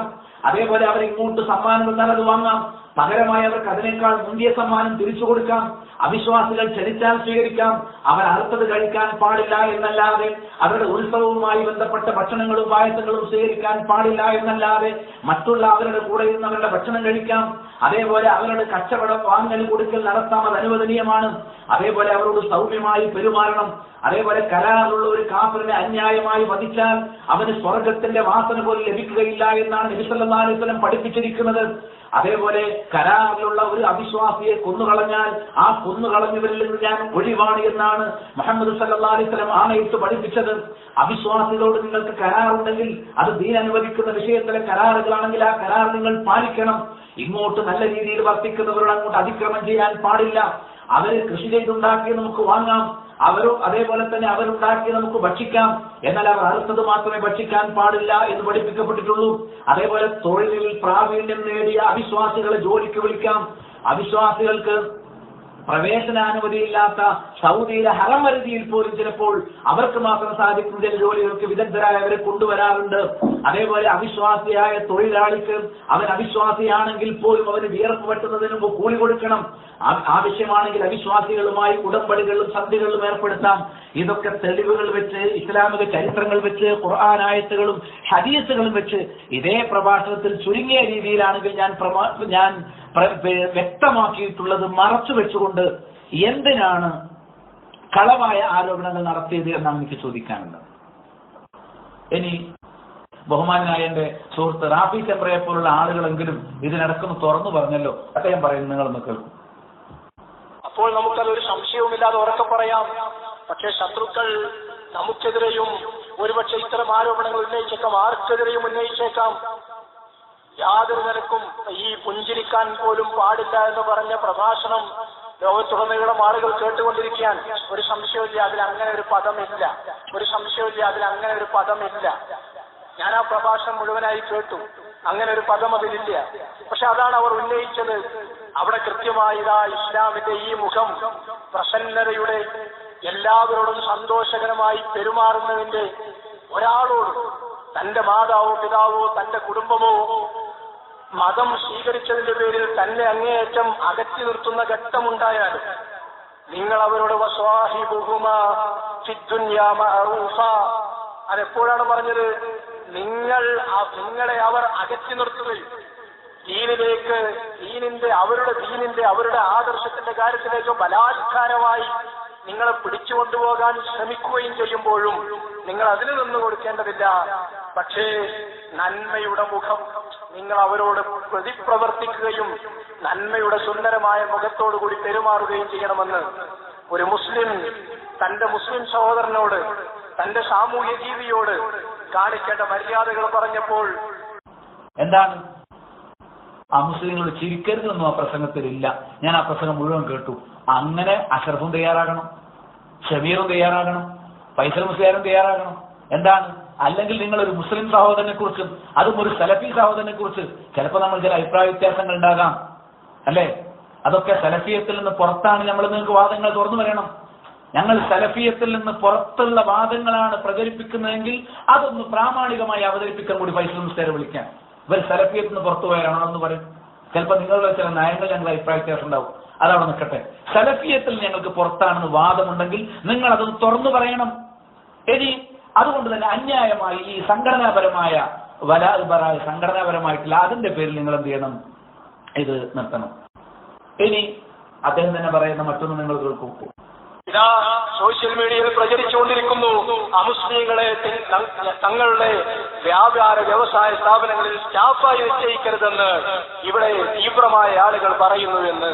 പാടില്ല സഹോദരങ്ങളെ. പ്രവാചകൻ നിശ്ചയിച്ചതിന്റെ തെളിവ് അതേ പ്രഭാഷണത്തിൽ തന്നെ അയാൾ ഉദ്ധരിക്കുന്നുമുണ്ട്. പാടില്ല സഹോദരങ്ങളെ. പ്രവാചകൻ നിശ്ചയിച്ചതിന്റെ തെളിവ് അതേ പ്രഭാഷണത്തിൽ തന്നെ അയാൾ ഉദ്ധരിക്കുന്നുമുണ്ട്. സഹോദരങ്ങളെ, പരിശുദ്ധ പ്രവാചകൻ തന്റെ ഹാദ്യമായി ഒരു കുട്ടിയെ നിശ്ചയിച്ചു. ഒരു ബാധ്യത കൂടി നമുക്കവിടെയുണ്ട്. നമ്മുടെ മതം അയാളെ ബോധ്യപ്പെടുത്താനുള്ള ഒരു ബാധ്യത. നിർബന്ധം ചെലുത്തേണ്ടതില്ല. ആ കുട്ടി മരിക്കുന്നതുവരെ പ്രവാചകനെ കണ്ടിട്ടുണ്ട്, പ്രവാചകന്റെ ആദർശം തിരിച്ചറിഞ്ഞിട്ടുണ്ട്. ആ കുട്ടിയുടെ പിതാവും പ്രവാചകനെ മനസ്സിലാക്കിയിട്ടുണ്ട്. മരണാസന്നനായി കിടക്കുന്ന ആ കുട്ടിയുടെ അടുത്തേക്ക് പ്രവാചകൻ കടന്നു ചെല്ലുന്നു. അത് നമ്മൾ നിർവഹിക്കേണ്ട അടിസ്ഥാനപരമായ ബാധ്യതയാണ്. മുജാഹിദ് പ്രസ്ഥാനത്തിൽ നിന്ന് 2002 പിളർന്നുപോയ ഒരു ബഹുമാന്യനായ പണ്ഡിതൻ അന്ന് വിവാദപരമായി പറഞ്ഞത്, 25 വർഷമായി എന്റെ കാർ ഓടിച്ചു കൊടുക്കുന്ന ഒരു അമുസ്ലിം സുഹൃത്താണ്. ഇന്ന് വരെ ഞാൻ എല്ലാ പള്ളി ഉദ്ഘാടനങ്ങൾക്കും പോകും, ഞാൻ എല്ലാ മതപ്രഭാഷണങ്ങൾക്കും പോകാറുണ്ട്. പക്ഷെ ഇന്ന് വരെ ഞാൻ അയാളോട് ഇസ്ലാമിനെ കുറിച്ച് പറഞ്ഞിട്ടില്ല എന്ന് ഒരു ക്രെഡിറ്റായി അദ്ദേഹം എന്ന് പറഞ്ഞു. അന്ന് നമ്മൾ അത് തിരുത്തി. അത് ശരിയല്ല. ഇനി അദ്ദേഹം തന്നെ പറയുന്ന മറ്റൊന്ന് നിങ്ങൾ കേൾക്കൂ. നമ്മളെ പറ്റി ആളുകൾ തെറ്റിദ്ധരിച്ച ഒരു മുസ്ലിമിനെ, താടി വെച്ച നെരിയാണിക്ക് മുകളിൽ വസ്ത്രം ധരിച്ച ഒരു മുസ്ലിമിനെ ഇവിടെയുള്ള എഴുത്തുകാരുടെയും മുസ്ലിം നാമധാരികളുടെ, പ്രത്യേകിച്ച് മുസ്ലിം നാമധാരികളുടെ മുജാഹിദ് പശ്ചാത്തലത്തിൽ നിന്നും വന്ന് ജീവിച്ച് വളർന്നിട്ടുള്ള മുസ്ലിം നാമധാരികളുടെ കുതന്ത്രപരമായ സമീപനം കാരണം താടി വെച്ചൊരു വിശ്വാസിയെ ഒരുപക്ഷെ ഇവൻ അടുത്ത കാലത്ത് പൊട്ടിത്തെറിക്കാൻ പോകുന്ന ഒരു ബോംബായി മാറുമോ എന്ന ഭയത്തോടു കൂടിയാണ് ഇതര മതവിശ്വാസികൾ നോക്കിക്കൊണ്ടിരിക്കുന്ന എന്ന ബോധം നമുക്കുണ്ടാവണം. ആ ബോധം നമ്മുടെ താടിയുടെ നീളം കൂടുന്തോറും അവർക്ക് അങ്ങനെ ഒരു ഭീതി ഉണ്ടാകും. ആ ഭീതി കൊണ്ടുവരുന്നതിൽ ഇവിടെയുള്ള മാധ്യമങ്ങൾ ഒരു പരിധി വിജയിച്ചിരിക്കുന്ന ഒരു സന്ദർഭം ഇവിടെയുണ്ട്. അതിനെ എങ്ങനെ പരിഹരിക്കുമെന്നതിനാണ് ഈ ഹദീസ് സെമിനാർ ISM വിസ്ഡം അതിശക്തമായി ഇത്തരം വിഷയമാണ് നമ്മൾ ഇനി മുന്നോട്ട് കുറച്ച് ശക്തമായി തന്നെ തൗഹീദിനോടൊപ്പം പറയേണ്ടത് എന്താണ് ഇത്തരം പ്രചാരങ്ങൾ നടത്തുന്ന സുഹൃത്ത് റാഫി പറഞ്ഞത്, മുജാഹിദിന്റെ ആശയങ്ങളൊക്കെ കേട്ട് പഠിച്ചു വളർന്ന ആ തരത്തിലുള്ള കുതന്ത്രക്കാർ തന്നെയാണ് ഇത്തരം പ്രചാരവേലകൾ നടത്തുന്നു പറഞ്ഞു കേട്ടപ്പോൾ എനിക്ക് സന്തോഷം. ഇതിനിടക്ക് ഹക്കൊന്നിടയിലെങ്കിലും തുറന്നു പറയാൻ ചില സഹോദരങ്ങൾ ഉണ്ടായല്ലോ. അള്ളാഹു അവർക്ക് അതിനനുസൃതമായ പ്രതിഫലം നൽകുമാറാവട്ടെ. اللهم اعز الاسلام والمسلمين واذل الشرك والمشركين اللهم ارنا الحق حقا وارزقنا اتباعه وارنا الباطل باطلا وارزقنا اجتنابه وصلى الله على من لا نبي بعده والسلام عليكم ورحمة الله وبركاته.